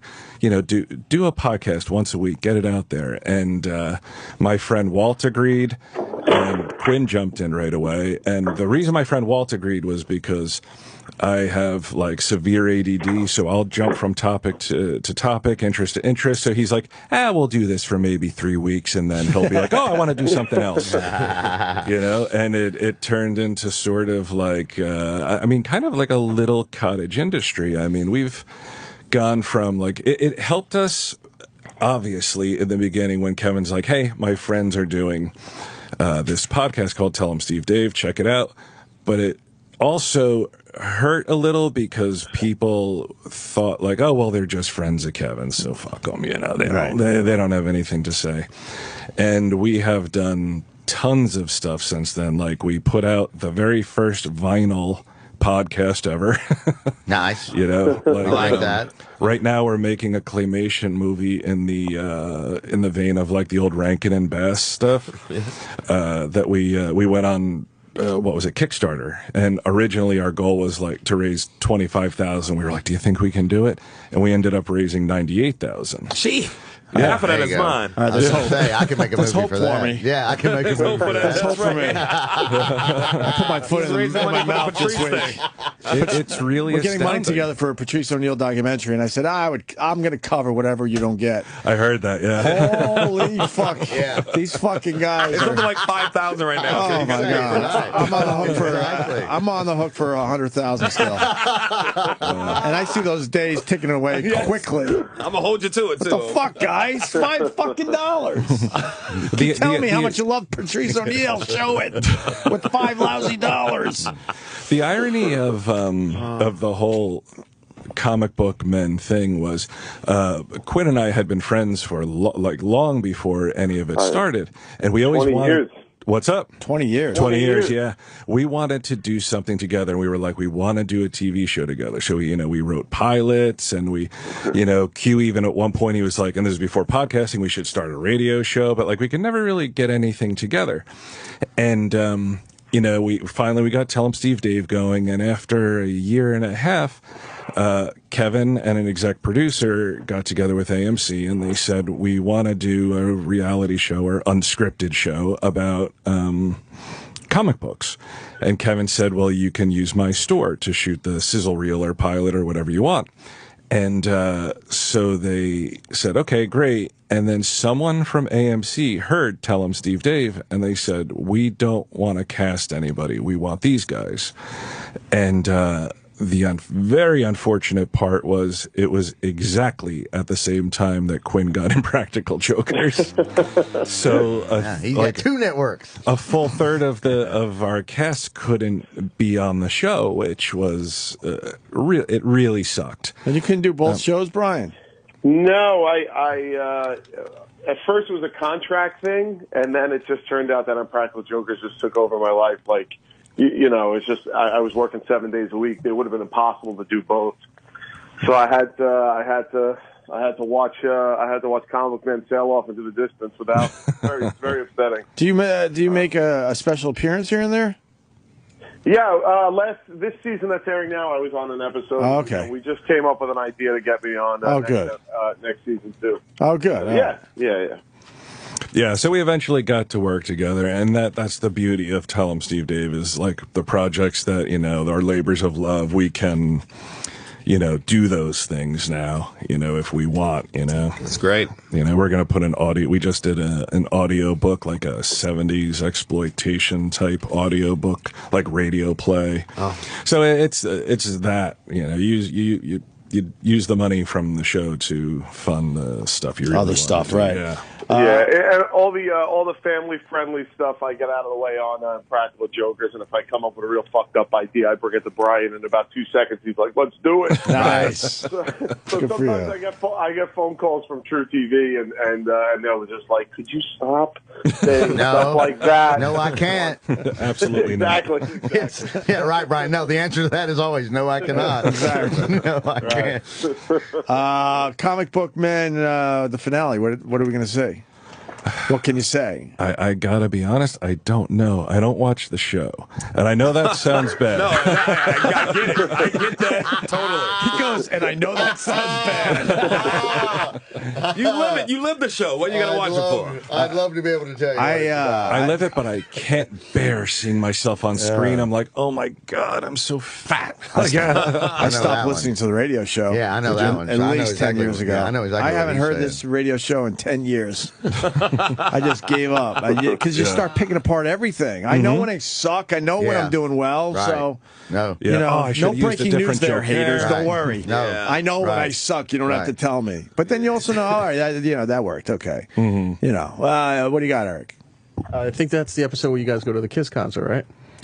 Oh, okay, yeah. We go to the Kiss concert. Is this the finale? Yeah, I think. How do you know more about his finale than he does? I watched the show. He does watch the show. Wait, Gene Simmons is on this one? Other people are watching the show. Yeah, you guys get a lot of pretty good guests.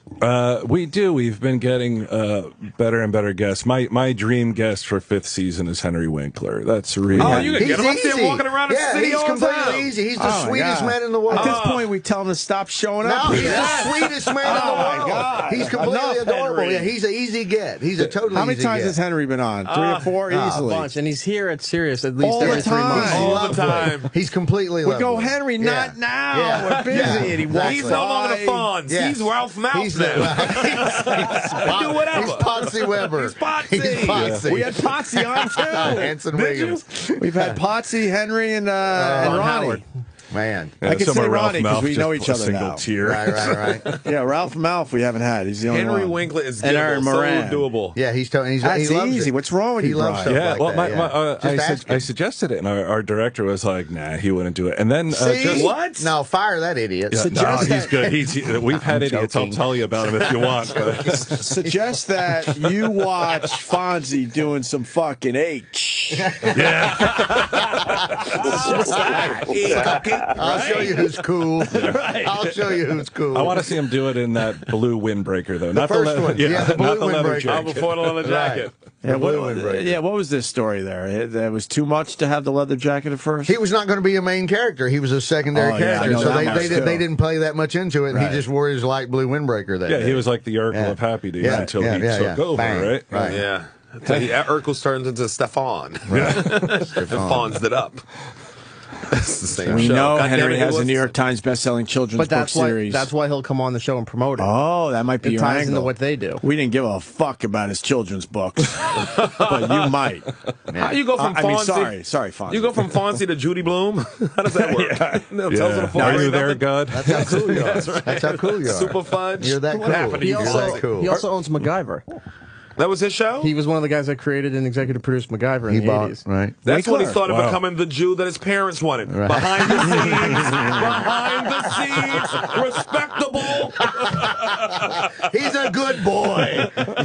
He produces the MacGyver. Have you seen him produce the MacGyver? He actually produced the MacGyver. Behind the scenes, like a self-respecting Jew. Well, I saw him recently on it's like between a commercial and an infomercial. Oh, it's yeah, just he's in longer. yes. Yeah, Reverse mortgage. It's like a Wilford Brimley type thing. It It's is like, reverse mortgage. Have you been turned down for insurance? Yeah. Reverse mortgage. He's Right. any age.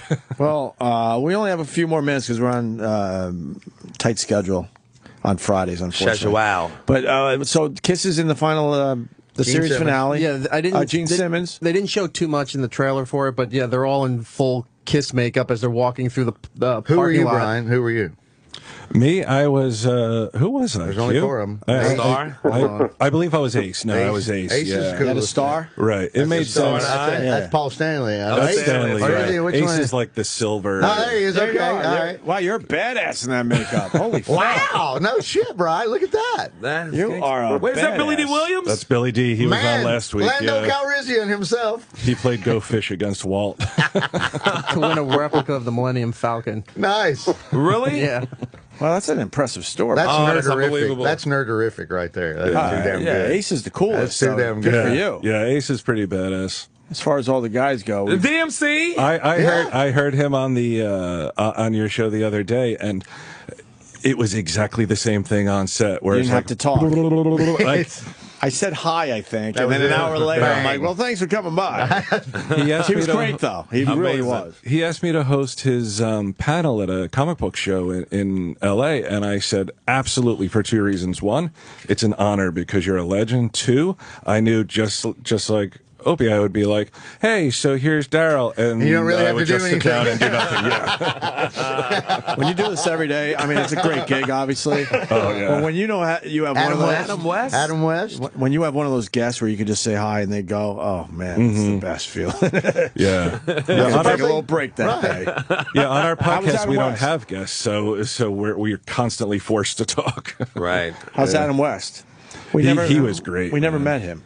Yeah, Adam West was really cool, and my favorite part of it was just listening to him say my friend Walt's name, like in that voice. Yeah. Because I know Walt was totally starstruck, like totally. How fanboyed laid out. did Adam West get in the 60s? He had to run Oh, my around in God. tights and that fucking Batman. Oh, He had to get laid like hell, right? There's no Like, telling. who was Yeah. getting more pussy than Adam West in the 60s when he was running around in that Batman costume? Who was James Bond in the 60s? There you go. There you go. Sean Connery. That's why that was like 4 dudes, wasn't it? Like 3 dudes. And They had to divide it they up. divided the pussy. Yeah, it was those 2 guys. Yeah, they were flipping coins. That's right. Adam West had the market cornered. That's why he had to dress up his shit, because he had competition. Oh, yeah. I think we've come to the end, unfortunately. This went way too fast. That was 45 minutes. Wow, was it really? Yeah. That's crazy. Nice job. It was super fun, though. But it's an introduction. Now you come back and do some more radio with us. I would love to. I would absolutely love to. It's Brian Johnson promoting Comic Book Men. When's the season finale? 2-episode season finale airs on Sunday, midnight on AMC. Don't forget about the podcast, TellHimSteveDave.com. Yes. That's where you can get the podcast. Yeah, right? or Twitter at @TellHimSteveDave, and it'll direct you. Oh, I've seen your tweets. Holy fuck. Yeah, I go after people. No, and your fans. They fucking retweeted that you were coming on the show more than most people have. Giving us some nice promotion. Yeah. Somebody Would it dared hurt shit to, on to say you're going to be on the show before you're here? somebody dared shit on Will Forte's new show, Last Man on Earth, and it's just like I live for that kind of stuff because I just dismantle them, you know.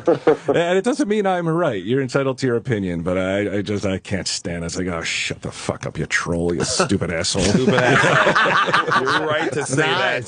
There you go. I love it. And Brian Quinn on the phone there. Good to Hey, hear guys, from you, thanks for Brian. having me. Yeah, it's very good. I'll be more diligent about calling in, my friend. Or come by again. Any I'd love plugs? to. No, not really. I mean, Impractical Jokers, True Practical TV. Jokers, Yes. Thursday night. I just 7 worked with him o'clock. too. He did some work on Rachel Feinstein's show. We did Grand Central over there.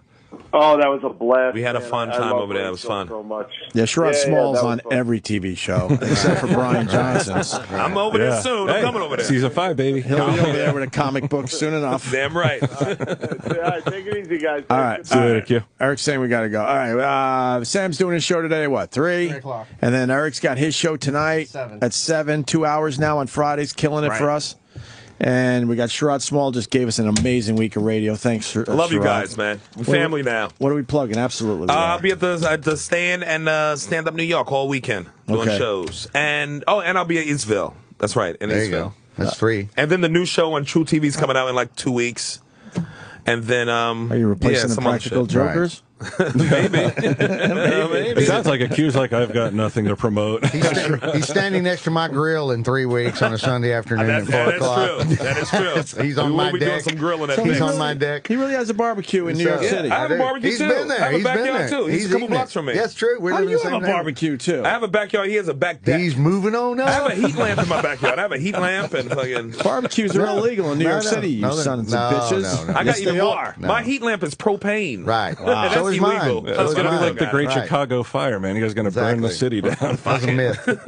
Dick Henley, what do you got, buddy? I got the theater at Madison Square Garden on the April 18th with Ron White. So and come I see will it. be there Yeah. for free. But you totally will. Between now and then, Nice. Stand Up New York, Comic Strip, Comedy Cellar, anywhere me and Sherrod, we're all over the city. And you going to bring the big man in? I'll try. In April? I'll try. We're driving up from West Virginia, so I still haven't gotten the full-on details of that yet. So I know the night before we're at some Boogerville casino in West Virginia. And it's not Charleston, West Virginia. It's Charlestown, West Virginia. I know that. I don't even. Gotcha. So anyway, and Brian Johnson, it was a pleasure, brother. It absolutely was. Thank you. Thank you so much. We're just getting to the surface with you. We're Definitely. We're going to go deep next We're gonna time. crack this nut. We're going to crack this shit. I've got a bunch more. You have piqued my interest. All right, guys. Thank you. We'll see you Monday. And Accelerated is next. Right. It's a great hour. If you haven't heard it yet, check it out.